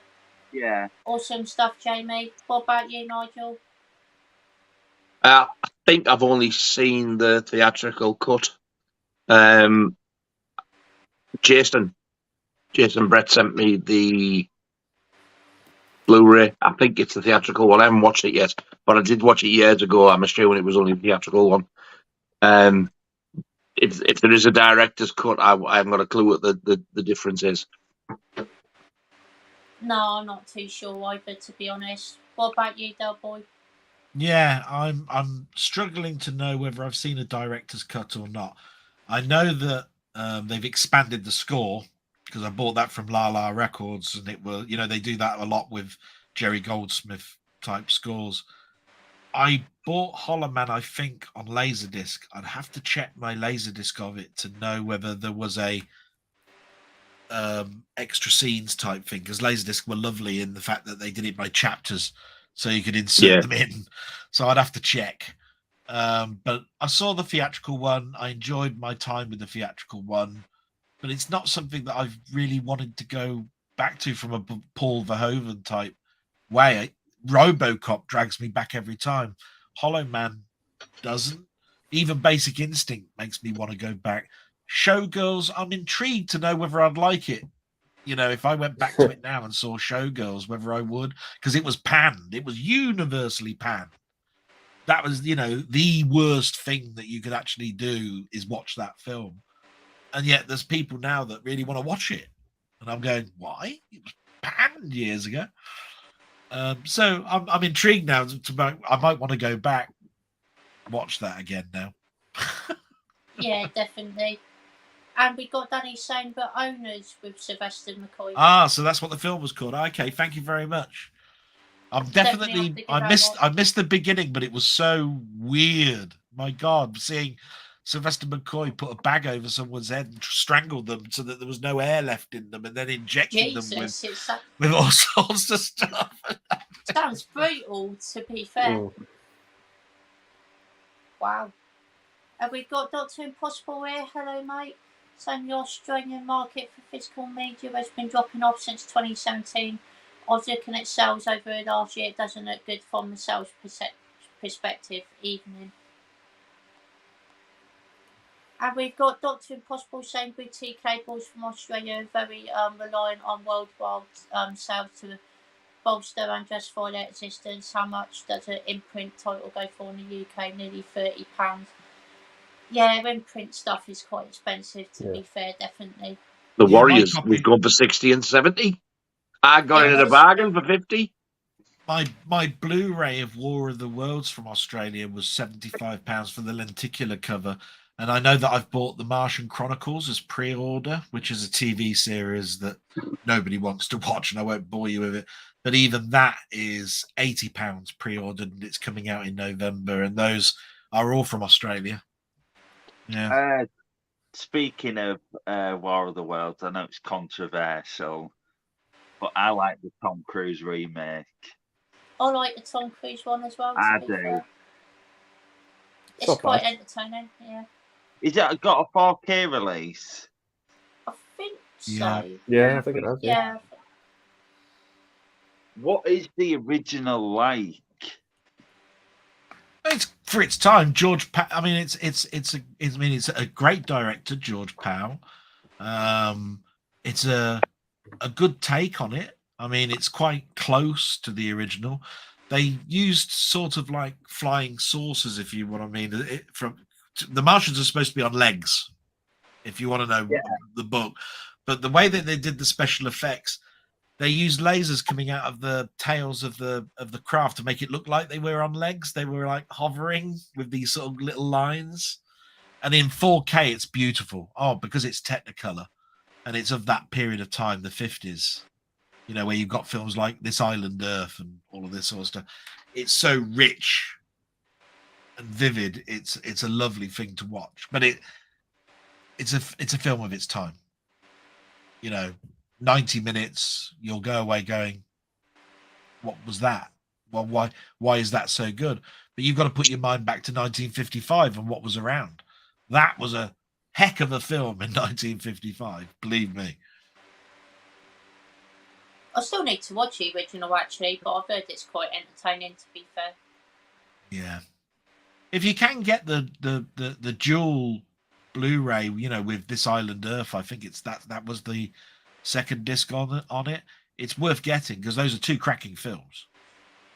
Awesome. Brilliant We'll have film. to have a look at that. Cheers, Delboy. And we got Movie Train Studios here. Hello, mate. Hope you're doing well. Yep. And we got Danny saying people like streaming only as what the company has up for you to stream, and it down to the company how long the film or TV show will be up on the server and what version of it you get to see. Yeah. They have full control. They can just basically wipe the lot and goes, there, I'm off. That's off. Here's our next 100 films, and you've lost all that. You've got no say in the matter. Yeah, 100%. Same with game catalogs. People who buy Xbox and stuff, and they go, right, I'm going to join the PlayStation Plus gang, and you get all these free games. At any point, they can just turn around and pull the plug and go, we're rotating our games now, so what you played last week, you can't play anymore. Tough, you'll have to go out and buy it. You know what I mean? So, tough shit. Yeah, definitely, 100%.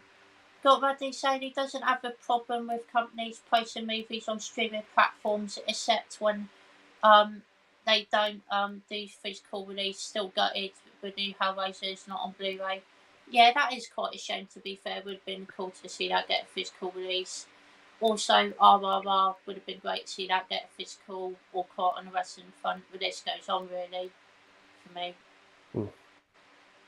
But that's streaming for you, I guess. And we got Danny saying time is 9:32. We're not actually doing too bad with comments tonight, which is good. And we've got Mike here. Hello, mate. Hope you're doing well. It was good being on your channel yesterday. Hey, Mike. I'll have to come on one night if it's okay. I'd love to be a guest. Have the Batman definitely. on. That'd be cool. Have the Batman on. And we've got Nigel saying, Nigel, I've ordered the Hellraiser Court of Torment Chatler Case Arrow Store. Awesome stuff. So it's Hellraiser at the hardback book. Yeah. People chatting amongst themselves, which is awesome. And we've got Raddy saying, yep, Megan is missing his hard watch.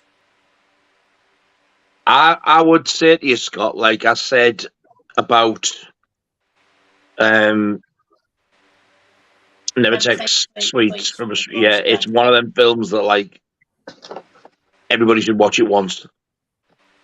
Right, yeah. It's not an easy watch. The ending is oh man. Ooh.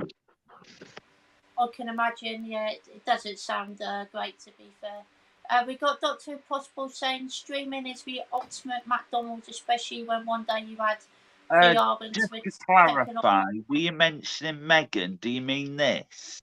No. Jamie. No. It's a film called Megan. Megan is missing. I think it's on YouTube.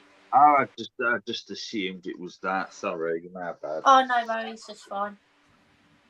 Said add with VR into a technological environment interface with a shark or getting porking in porkies. What is that? I'm so confused by that comment. We got Nigel saying, is Arrow packing better than Zavi, or are they bad to each other? Hellraiser set I have pre-ordered from Arrow Store, and Psycho I have ordered from HMV. Awesome stuff, mate. I think it depends. I do like the Arrow packaging, but yeah, I think it depends. What about Arrow and Zavi are the same company now. Yeah. Yeah. Zavi bought Arrow out.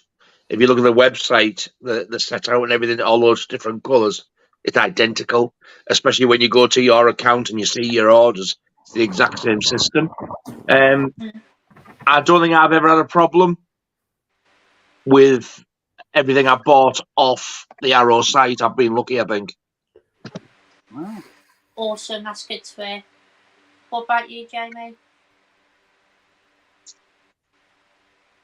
I don't really order many arrows, actually. I don't think I've brought. I think the last arrow release I brought was like over a year ago, and it was Wreck. No worries, Jamie. What about you, Andy? I can't really answer it because I've never ordered anything from Arrow direct. I haven't.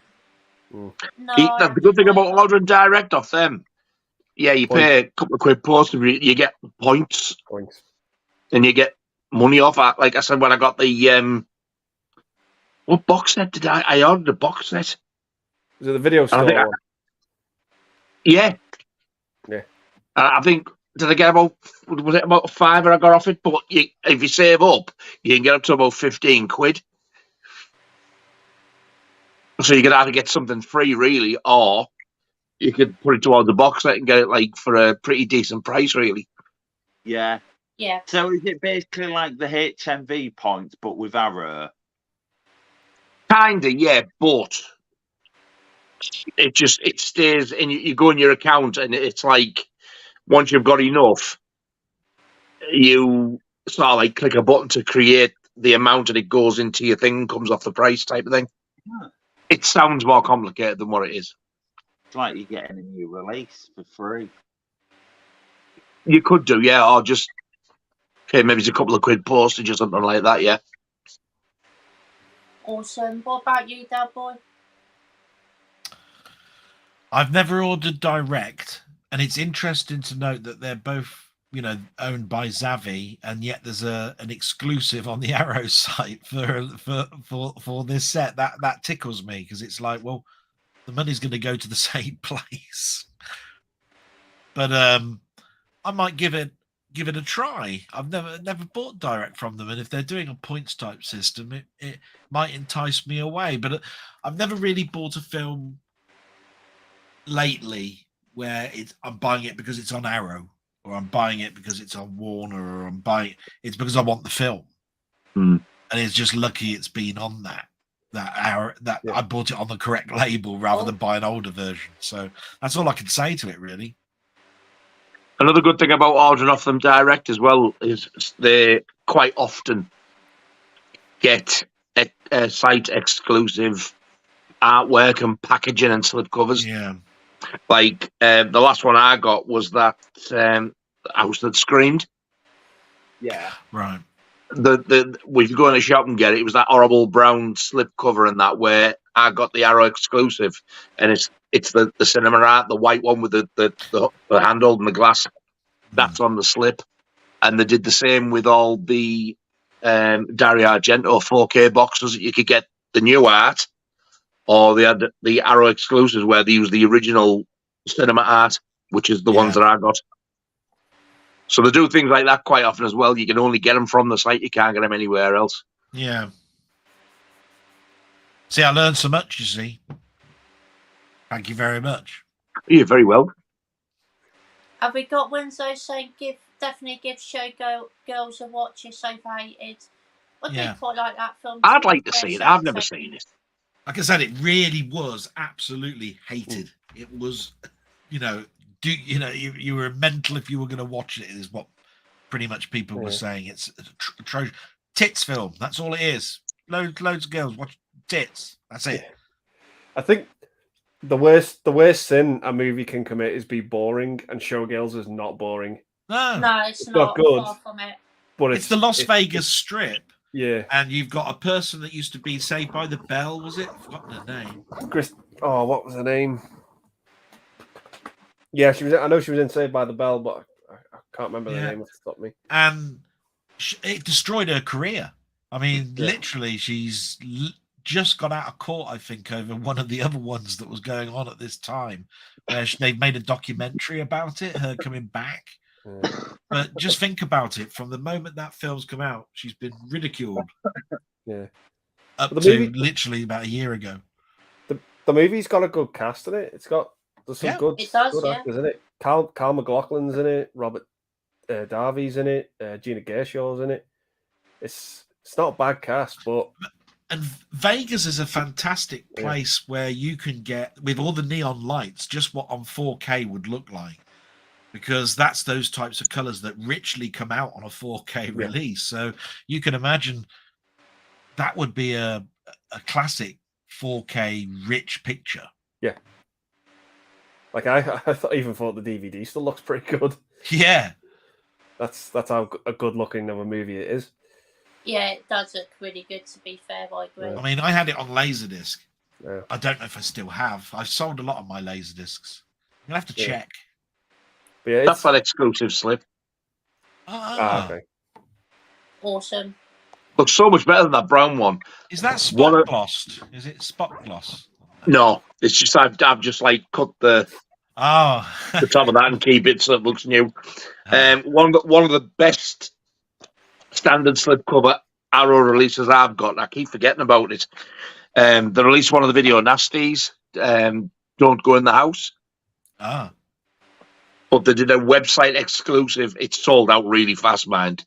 And instead of being 2 discs, you got 3 discs, and they used the original Video Nasty VHS cover for the artwork.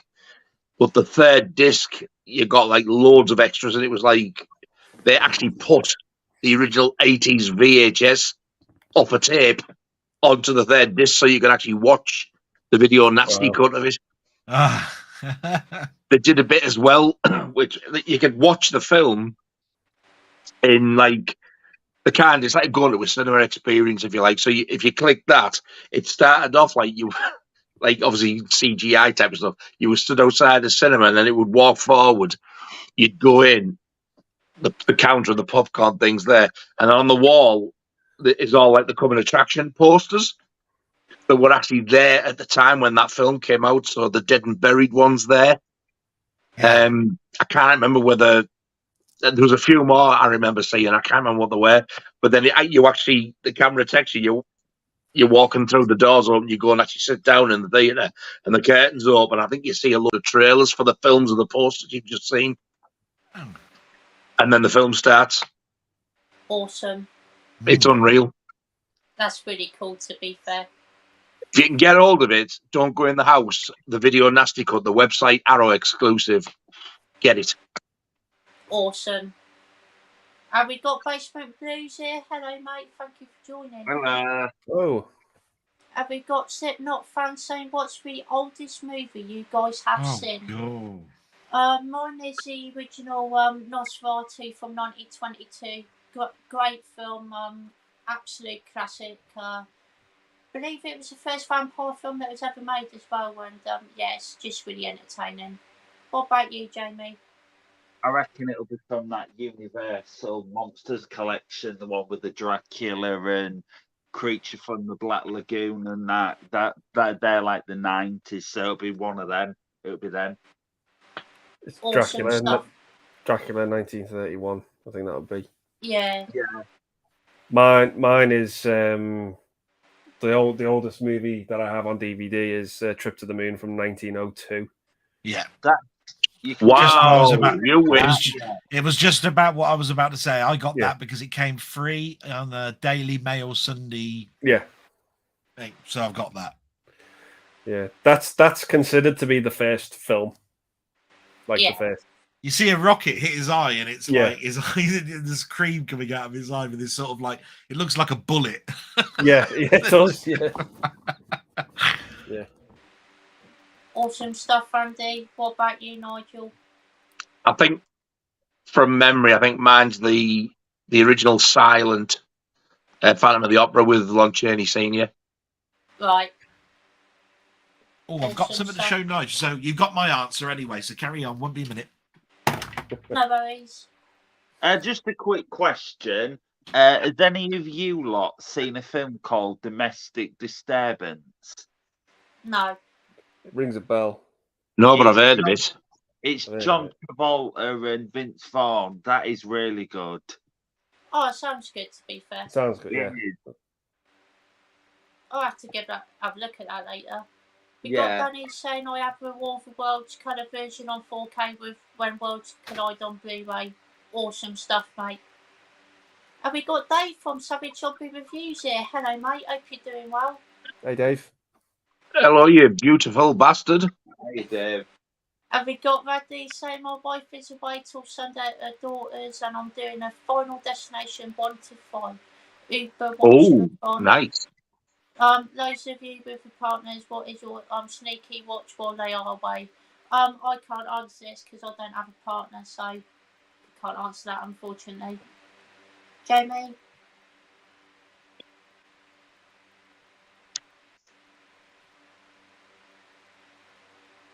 I don't Yes, have a yes, wife. you. I don't have a wife around, so yeah. No worries. Andy?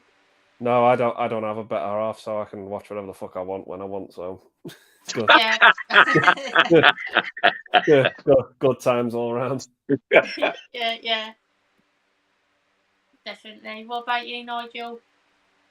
Yeah, I do have a wife, but she spends most of the time in the bedroom watching the telly, and I'm in here watching this one, so I can pretty much watch what I want when I want. If I had to pick a go-to thing where I'm going to start and think, oh yeah, I want to watch them now. The first one I always think of is the Friday the 13th. Yeah. Awesome. And then I start to get like, oh Christ, if it gets towards Jason X. You just skip that one though. You could. I can't. You know, it's weird. I can't, or it feels like I haven't watched them. But just fast forward. I can watch all the Elm Streets without watching Freddy versus Jason, but I can't watch the Friday the 13th without watching it because I class that as a Friday the 13th because I like Jason more. And then the fact that they put it in that Friday the 13th set made me go like, yes, I was correct. It's more of a Friday the 13th, even though it is actually more sort of directed at Freddy. But so I think if they did release a Scream Factory Elm Street set, I think they'd still put that in. So do I. Yeah. Then it would be sort of like, yeah. Now what is it, motherfucker? Yeah. But if I was you and I hated Jason X and didn't like the sci-fi, I'd just skip to the end when it goes to Crystal Lake. Yeah. But then you'd be missing a I've got to watch scene. it. I can guarantee 9 times out of 10, at some point I will pick my phone up because I think, Jesus Christ. It does drag. It drags on, but it does have, like I said before, it's got one of the most amazing death scenes in it. Yeah, I know it's probably not like accurate or anything, but it just looks fantastic. And it does have some good bits, like you said, Andy. It's got that Crystal Lake bit. I love that bit. Yeah. But then, like towards the end, when I look out the window and there's Jason flying past, give me a fucking break. Yeah, to be fair, that scene is absolutely I used to despise Part 9. It's one of the funniest movies ever now. I love it. I hate it, but I need to rewatch it still. Watch it thinking it's like a spoof comedy and you'll get so much more out of it. It's hysterical. One of the holy grails that I didn't put, I meant to put it on as an honourable mention, but it's one that I did have. I would love them all back again. I had every single Friday the 13th up to and included Jason Goes to Hell on Laserdisc. Oh, wow. And it's just that artwork on a 12-inch sleeve record looking thing, and they were just beautiful.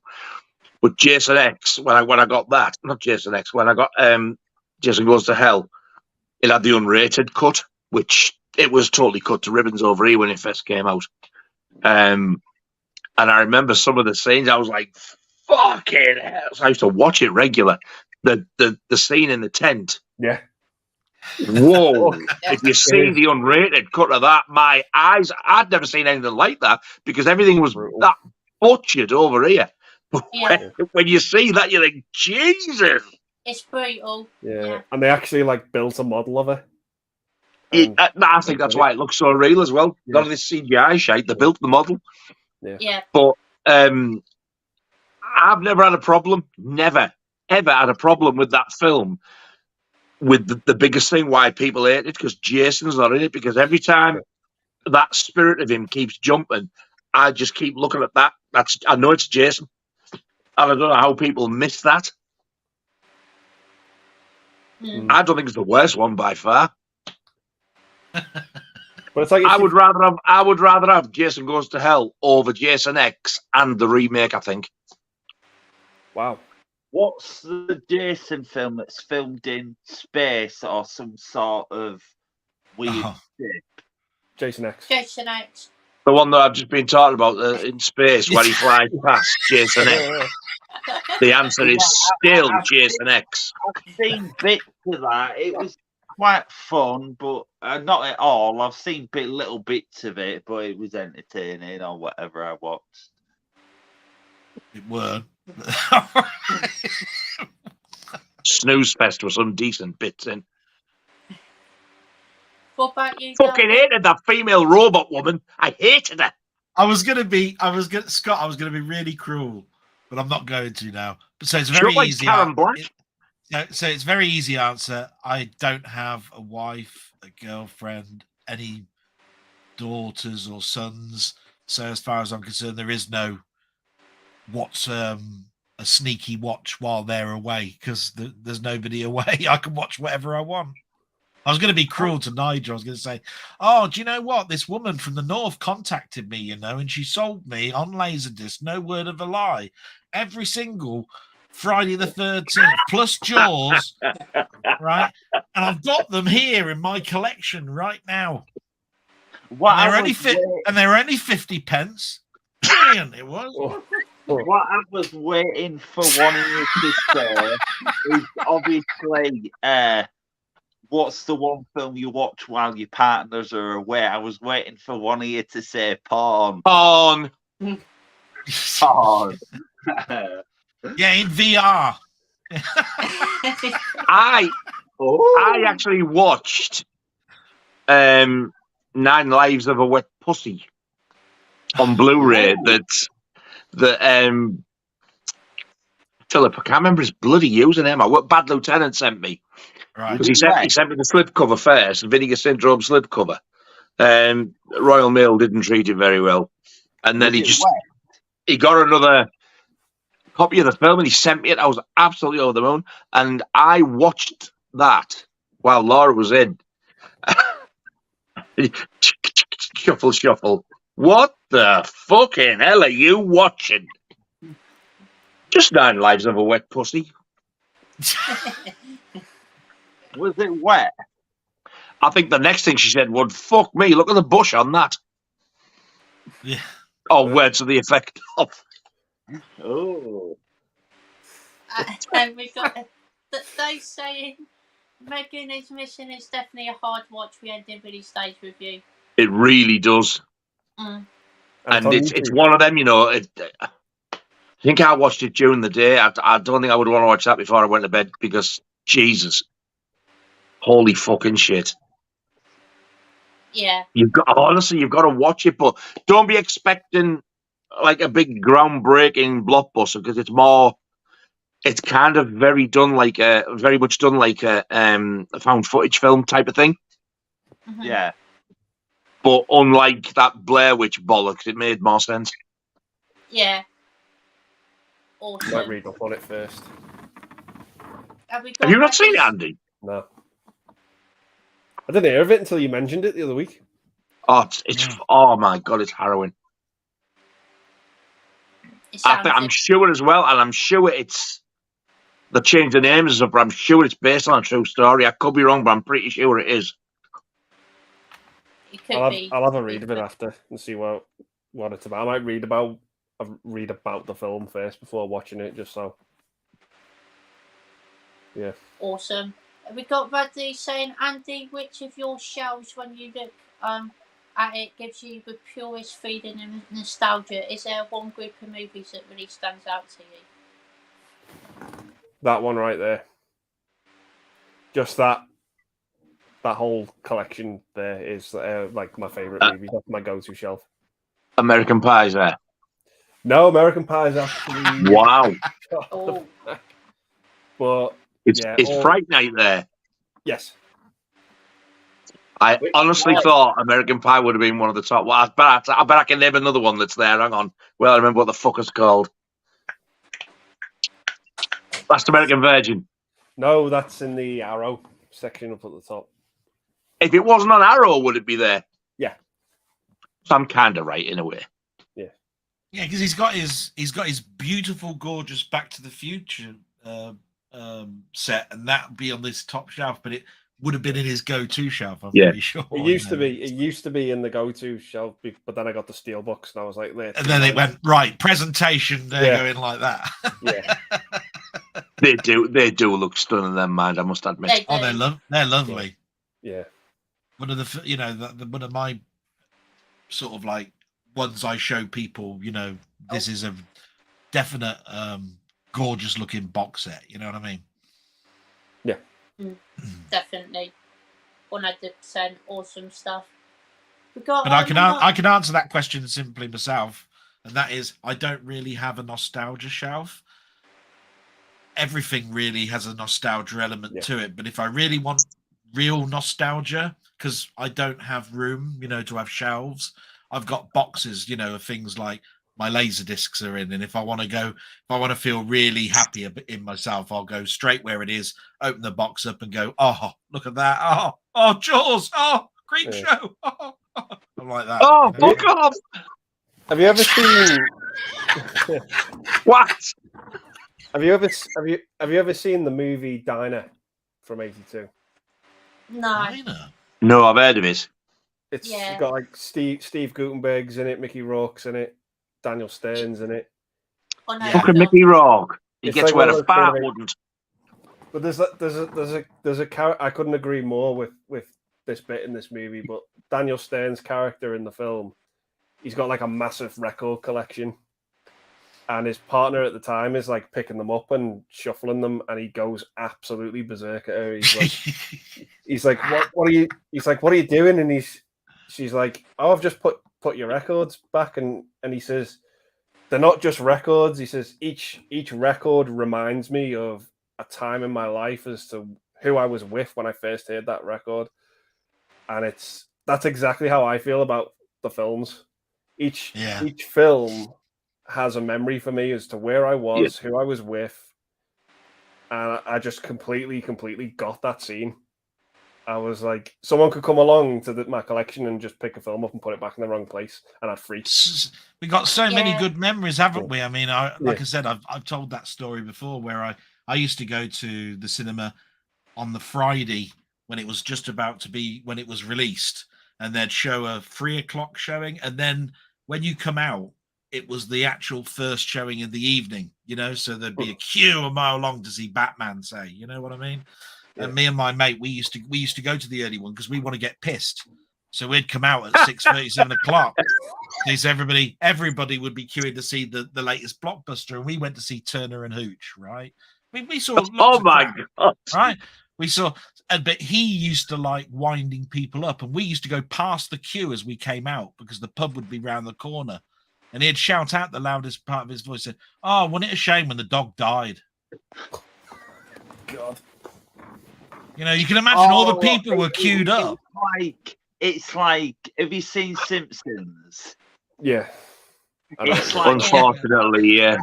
I'm sorry for saying this, but it's like the Simpsons one where there's a queue for Empire Strikes Back. And then Marge and Homer walk out to the cinema, and Homer's like, oh my, what an ending. Who would have thought that, know? And then everyone's like, oh, wow, what an ending. Oh, but can you imagine that?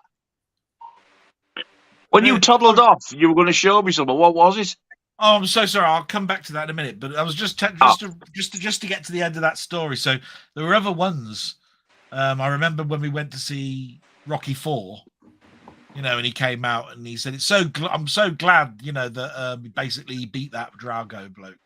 This is the sort of thing he'd say when we're coming out. But we had somebody else with us that wasn't a full 10 pence. Do you know what I mean? He came along with us to watch the films. We went to see Forrest Gump, no word of a lie. And we discussed the film afterwards. We were saying, oh, yeah, that was a good film. And I don't think it puts people in a bad light that are, not quite sharp as a as a pin. And this our friend turned round and he said, I wonder how many feathers they had to chuck out of that plane to have it land at his feet. And we went, are you having a bubble bath? He actually thought that it was a real feather going across the bonnet and have it land at his feet. He went. He said, I wonder how many feathers they had to do to get that. And these are the conversations that are in my head that I remember, and I just go, fucking hell. Wasn't Carl Pilkington, was it? I wish I could have those days back. It's like, fucking hell. I daren't show him, like a science, Star Wars or something. Fucking hell. He says, is that really going on up there? Fucking hell, no, it's not. Imagine it's going, yeah, it's in a distant galaxy. We've got fucking satellites looking at it right now. It's where George Lucas got his idea from, Just great. So sorry, Nigel. I will get it. It's trapped under a lot of boxes. I wanted to show you that box of blood, which I told you about, which is a DVD box set, which has got this polyphene type. I remember talking about that. Yes, that's right. And it's got the modern remake of Nosferatu in there, which is why I went to look for it, because Scott mentioned Nosferatu, and I went, because we were talking about Kinski, wasn't it? What's his name? Klaus Kinski. Klaus Kinski, yeah. And it's in that box of blood, and my mate wants that. He goes, I want that box set so bad, because it's really hard to find now. Apparently, it's quite difficult, but it's lovely because it's got a square window cut out. They've put a packet of blood between where around the case, and you can squidge it, and it moves around. Did it never dry out? No. Wow. I've still got it, so I will find that and I'll show you next time. So excellent stuff. Awesome. I'm going to go through a couple more comments and think about wrapping the stream up. But Nigel says, did anyone get that Harvest set? I haven't got it yet, but I'm still thinking about getting it, to be fair, because it does look really nice. What about Harvest? You? I think it's the new Bruce Lee set. He's on no. Yeah. Oh, Andy's got it. Nah, I ain't got it. It is a stunning looking set. Yeah, and then again, your friend Nigel's got a yellow Enter the Dragon. What's his name? John, is it? Is it your friend who's got Eugene's got the original quad poster. No, he's got that Bruce Lee box set that's all in yellow, that's got Enter the Dragon in it and everything, and he opened it up and Mondo Chelevek, John. Yeah. Sorry, I was talking to a guy who on Facebook, and he's actually got an Enter the Dragon original 70s quad poster. So he's got this Game of Death and everything. He showed us the box set, and I just went, "Wow, that's a lovely box set." Fuck's sake, I wish I'd have got that. So that one's equally. I'm going, I want that as well. I'm just so jealous of some of the people's collections. It's like, yeah.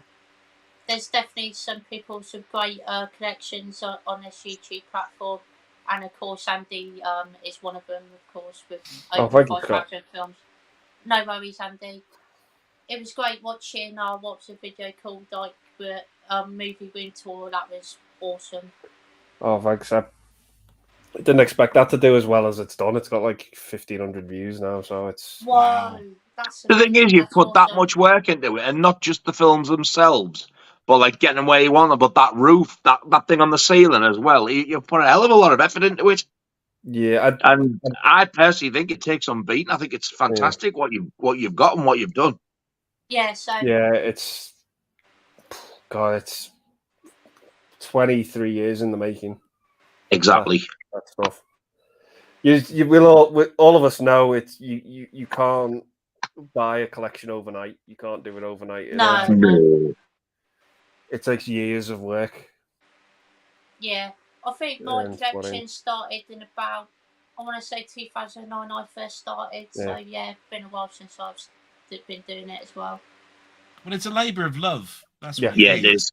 Because I mean, it's such a time-consuming thing. I mean, there's watching it, and then there's collating it, And then there's putting it where you want to put it, and that'll change over the time as you keep remodeling around.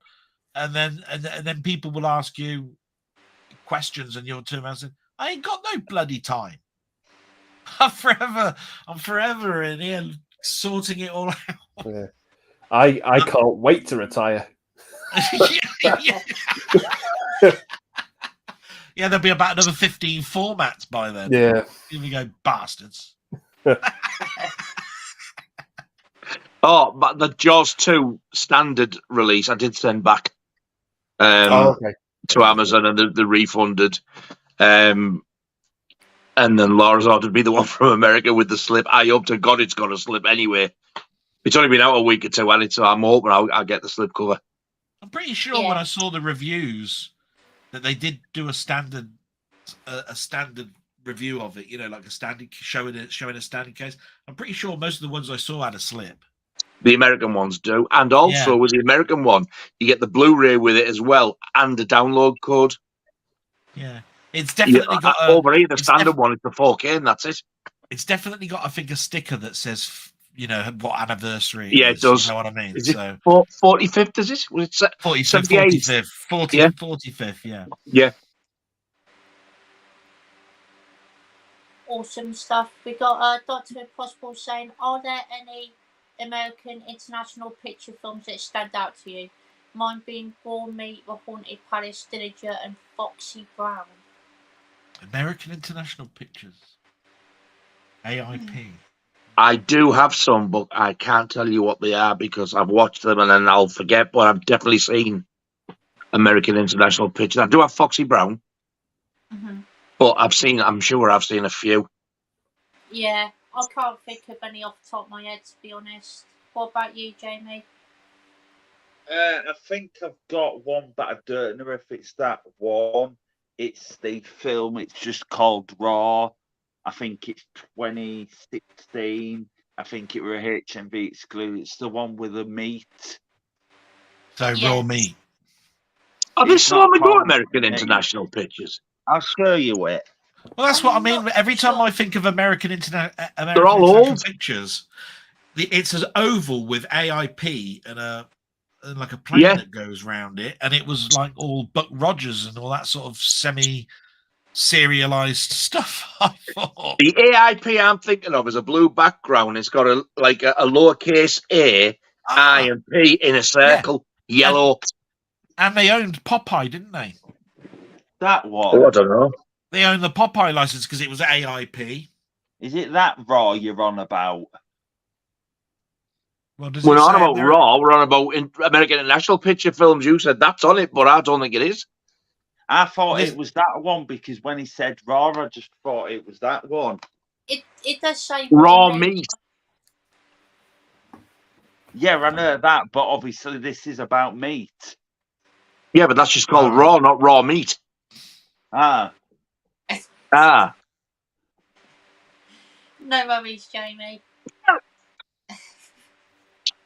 Anyway, my idea of American international pictures is those that I just told you about, like Popeye. That I'm pretty sure AIP was that they had the license for Popeye for donkey's years.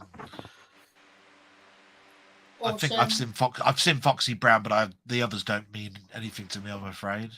Coffee's a better film, actually. Oh, Coffee's good. Yeah, I like Coffee. Yeah, Foxy Brown made it onto the Video Nasties list. Coffee didn't.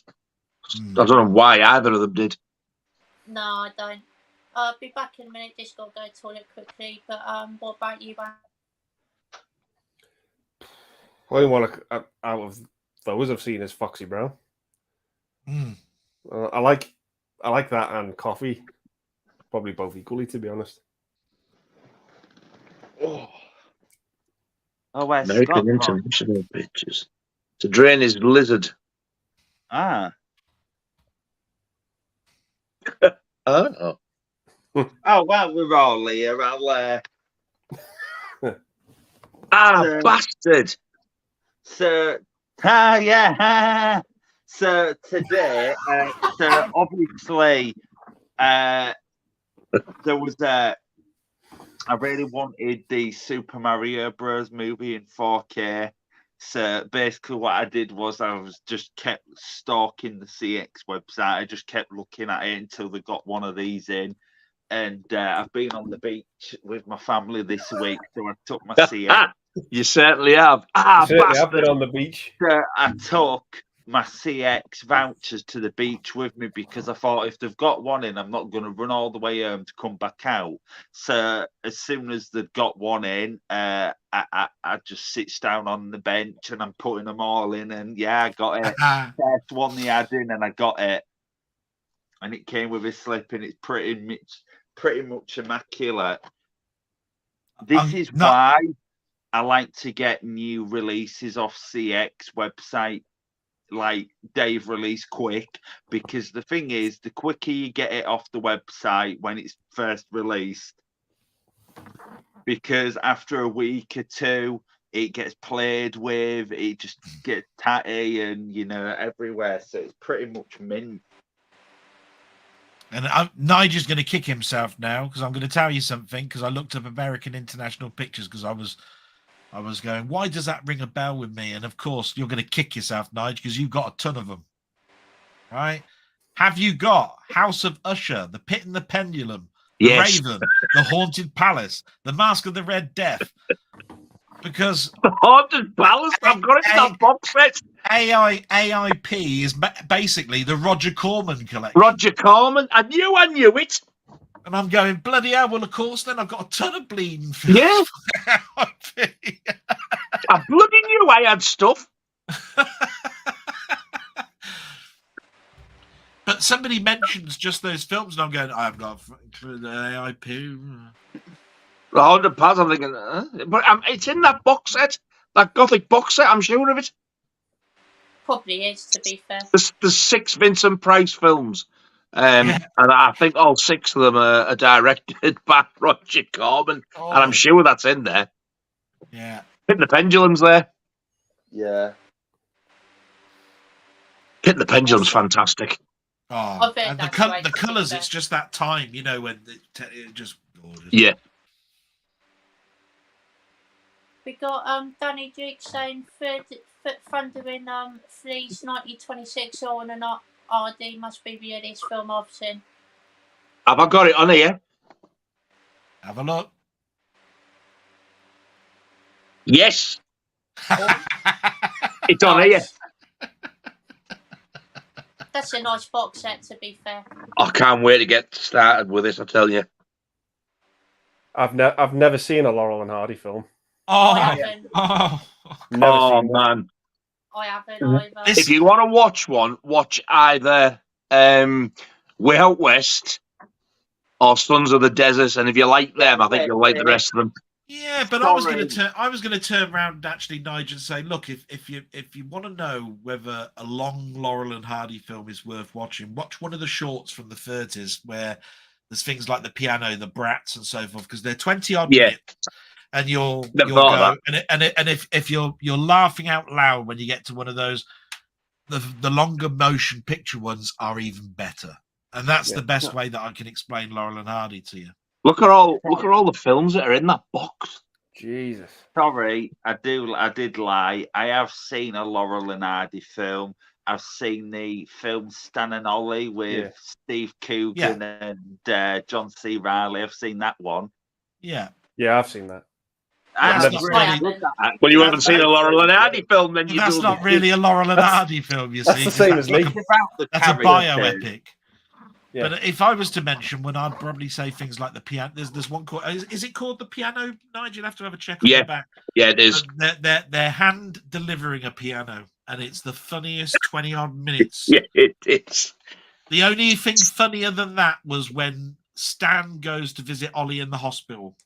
And if you ever want to see something that's funny, is when he goes and he's, and he gives him some eggs to eat or something like that. And there's a whole segment where he's just peeling these eggs, putting salt on it and all this sort of stuff. When he laughs, it just makes you laugh. The skinny one. At the end of the film, Ollie is outside the window hanging on for dear life, because his leg's been in a cast all the way to the bed. You have to watch it how it got to that point. It's just amazing. really. I could be But- totally wrong here, but I can't think of anything you wouldn't like about these, Andy. I think you'd absolutely love them. You know what? Just I might pull the trigger on that set. Just at go some to point. YouTube and Don't watch have to cheer 20 up. minute, watch a 20-minute short like The Piano or something like that. I've just literally put Stan and Ollie in for the piano one. It's incredible, that one. Laurel and Hardy delivering the piano. It's 5 minutes long. Oh, well, it's 20-odd minutes. I was going to say it's longer than that. One of their Yeah. films is called Laughing Gravy. Laughing Gravy's a fucking Laughing dog. Gravy is amazing. But I've actually, I love The Piano so much that when I went to California, I actually went to the address because I wanted to see those. And those steps are still there, and they look just like they are now. Holy in that shit. film. And if you go up those stairs, you'll be panting when you get to the top. Fuck's sake. It was amazing. As well, like it's just facial expressions and the things they do. Because he just looks you at can't it. help but laugh. He just looks at the like that. He just goes, Yeah. like this. You know, there's those sort of like facial expressions, like this. The thing is, though, with them being they're all old, there's not an ounce of smut. Yeah, but No. it's just fucking comedy gold. They're brilliant. I absolutely love them. They used to have me belly laughing when I was a kid watching them. It always used to amuse me because whenever they talk about their wives, and you do see their wives later on, and they're totally different. But in the early days, they'd show a picture, and if it was Oliver's wife, it would be Oliver dressed in drag, you know, in the picture, you know, the whole face with like a bonnet on the top, like this, and going, "Fuck's sake, he's married himself." This is just magic. Oh yeah. Awesome If stuff. you watch Looking one, you forward to find it watching funny, Andy. Then I think you'll definitely want to invest in that. Yeah. I'll give them a watch as well. Awesome stuff. Oh my god, they're so funny. We'll make this for a final comment for Ah. tonight. We got Nos Post Physical Media here. Hello, mate. Says been watching in the wings. I sent Nigel the name of the film on Messenger. I got it, mate. I read it out. Awesome. He says, since you stated the film that's realistic, it scarred you. Can you name a single film that scars you by its legacy? That's a very good question, to be fair. Nos. Does that mean like by sort of reputation alone? I guess so, yeah. And I didn't really have an answer to the first time, so I'm not really going to have much for this one. Mm-hmm. I can't think of one that has. I'm sure there is films that have really bad legacy that I've seen, but I can't think of one off the top of my head. Before I seen it, or before I seen them, the two that I can think of straight away was The Shining and The Exorcist. Right. If things go on the way they are, Soylent Green would be a good answer, because that's where, I mean, a dystopian future, and I tell you now, we're not far from it when it comes to food right now. The end of that movie is messed up. Yeah. It is messed up. God, it's disturbing. That Charlton Heston trilogy of dystopian futures, which is Planet of the Apes, The Omega Man, and Soylent Green, is just that's sort of like my dream night to watch. Yeah. Do you know what I mean? I can sort of like watch that and go, yeah, I had a good time with that. Watch those 3 films again. What about you, Jamie? Now comes to mind. No worries. And we've got Pete back. Hello, Pete. Just right at the end to say that. Right at the end, yeah. How you doing? Hello? Hello? Hey, I'm back. I know, I'm I back. see you. You're still live? Wow. Yeah. Wow. Oh, you're going for We're 3 just hours about to tonight, wrap and up. Scott? Pardon? Oh, I was going to say, what, you're going for 3 hours? He was just doing the final comment now. Oh well, I've sneaked in just at the last minute. Ed. Ah. You have, yeah. You slipped in at the last minute. Oh, Oh, I always find a way to step in. Awesome. What about you, Andy? growing up, it was The Exorcist. That was like, wasn't really anything like that at the time. It was just even hearing about it, and it was the one film that my mum wouldn't let me watch. Anything else Oh. went. It would, but The Exorcist, it was a hard no. And then she finally caved when I was 12. Yeah. Fucking Awesome hell! choice. 12. Yeah. The disturbing thing is that's how old Linda Blair was when she actually made that. Yeah. What 12-year-old comes out with that outlandish shit? Well, probably every fucker nowadays, but at the time they didn't. They were normal then. Yeah. Yeah. Couldn't sleep for 2 weeks after watching it though. It did me in. I was fucking dreading it when I knew I was going to watch it. I was shitting myself because I thought, this is going to be horrendous. And if things start moving around in the house, I'm fucking off. Yeah. It was But- my sister that watched the film and then told me about it. And she said, I don't think you should watch this because there's a self-harm part where there's a crucifix, self-harming with a crucifix. And Oh, that's a polite way to later on, put it. later on when I watched it, I did turn around and go, yeah, that's a bit much. You know, and then saying, fuck me, Jesus, fuck me. You know what I mean? It's like, yeah, okay. Can you imagine the faces on the people who rushed to the cinema to see the second one? Oh, Christ, yeah. Oh, no, that'd be for a totally different reason. Phew. Yeah. Good God. So someone projectile vomiting. Are you all right, mate? It's all right. I've just watched Exorcist 2. But you see, I'm thinking now what my mate would say walking past that big line going to see it and saying, oh, he's going to need a new window, you know, when that priest went right through it. You know what I mean? It's like, Oh. they're all queuing to go and see Did it. you It's see like, with Exorcist 2? Fucking hell, I couldn't see the picture there, but the fucking Mozzies. well, they'd be happy not to see the picture of that one, wouldn't they? Be saving them a fortune. I've tried a few times. I can't remember much about it now, but I can guarantee if I watch it now, I'll go, what the fuck you doing it? You do it every time. Yeah, Exorcist 2, I've seen it twice in full. It's bad. Put it this way, I remember when Scream Factory announced it on Blu-ray with the slip, most of the like emojis that people like all over, they were all laughy faces. Yeah. Like when it Yet starts the off, fucker sold out with the slip cover. Not that I bought it. it doesn't start off too bad, Exorcist 2 though, but when it goes like back to all the fucking It locusts, just and gets shit, weird. it's like, Yeah. what's going on? And the cast is incredible as well. Richard Burton, James L. Jones, Louise Fletcher from One Flew Over the Cuckoo's Yeah, it's Nest. almost like they did The Good, the Bad, and the Ugly. And, you know, they filmed the Civil War parts and they cut it all out. And then they showed later on with it all put in. It's almost like they just showed you the Civil War stuff. Yeah.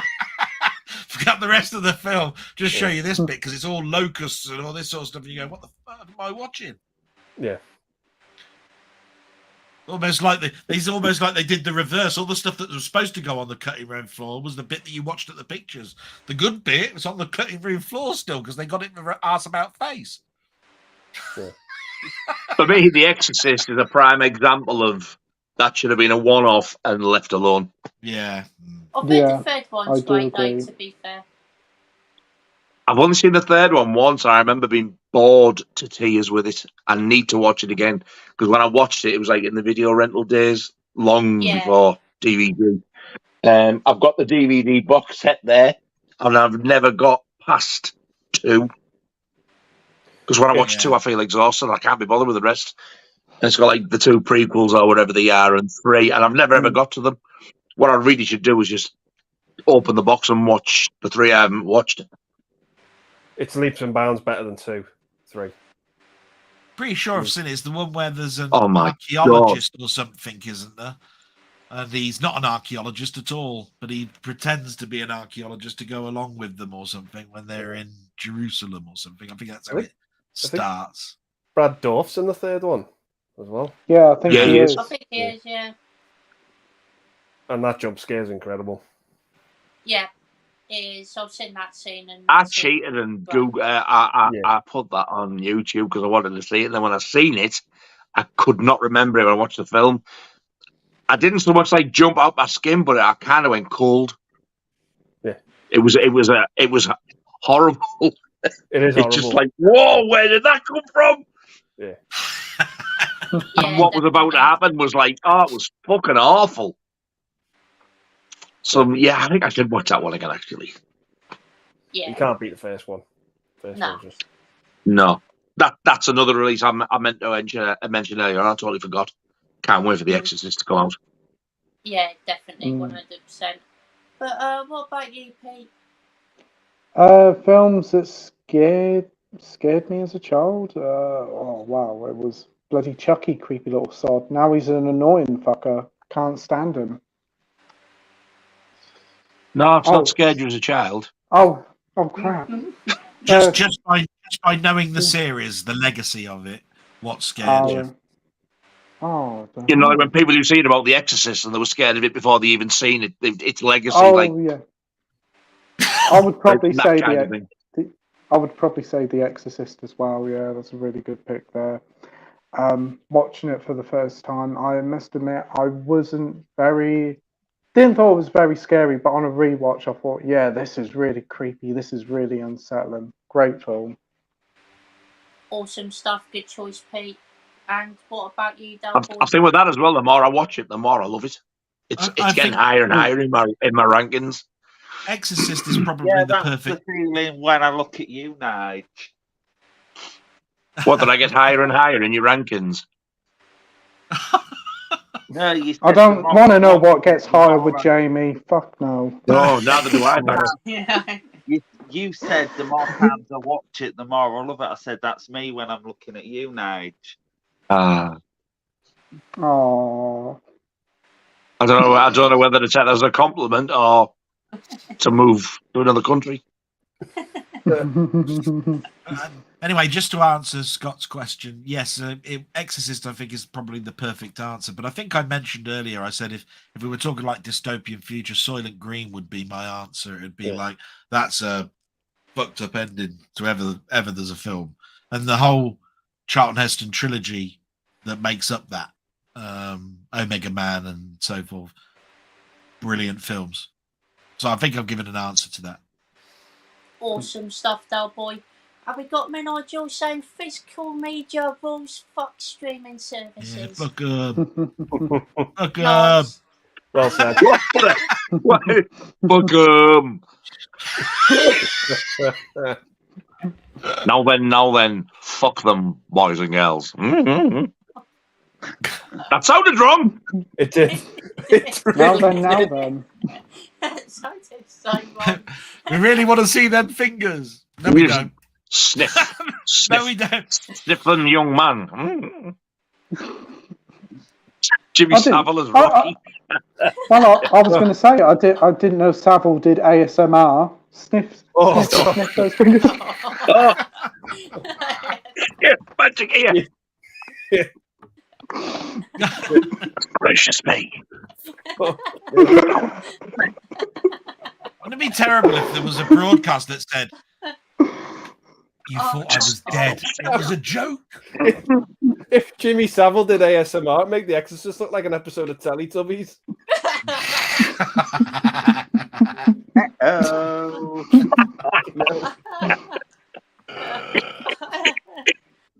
Oh, fucking hell. Savile's ASMR. And it was all a dream. Oh God. You just relax, boys and girls, and I'll sniff these fingers. Oh, that was too loud for ASMR. You can't do that in a whisper. ASMR is supposed to help you sleep. I think if Jimmy Savile did it, keep me awake for 2 weeks. Yeah. And he's froze. He's froze. It's froze. Oh, what an end to the stream.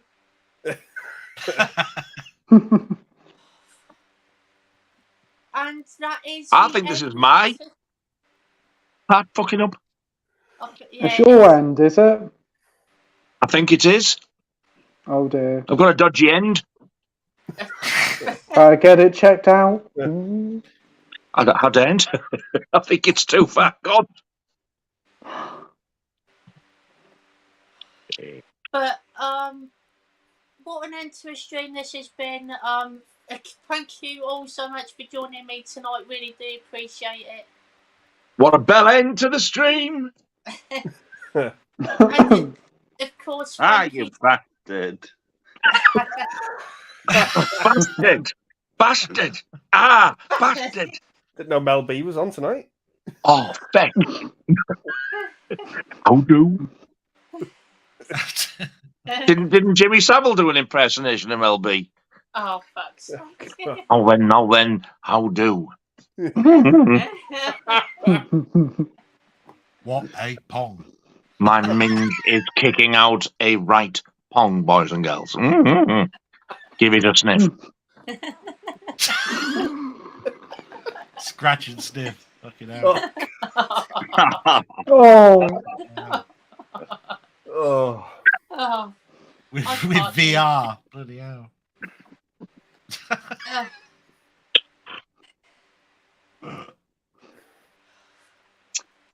Thank you to everyone for your amazing comments tonight. Really do appreciate it. It's been an absolute blast. And we nearly went for 3 hours tonight. One of the longest ones that I've done in quite a while, to be fair. So yeah, it's been a Quite a I'd long just like one. to quickly add, if you're watching, you wanker, I'm quite safe. And there's the bag that you love. It's full of drugs. right, yeah. It's full of drugs. It's not stuff.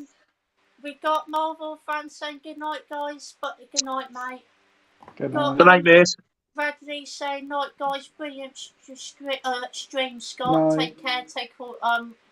Good night. Awesome. Thank you, mate. Really appreciate that. And he says, don't forget to follow like on a stream. Thank you so much, Bradley. Appreciate that. And yes, that'd be it for this stream, everyone. And we all know what we do before we end the live stream. But before we do that, bye, everyone. Take care. Try. Bye. 1, 2, 3, shut. Bye.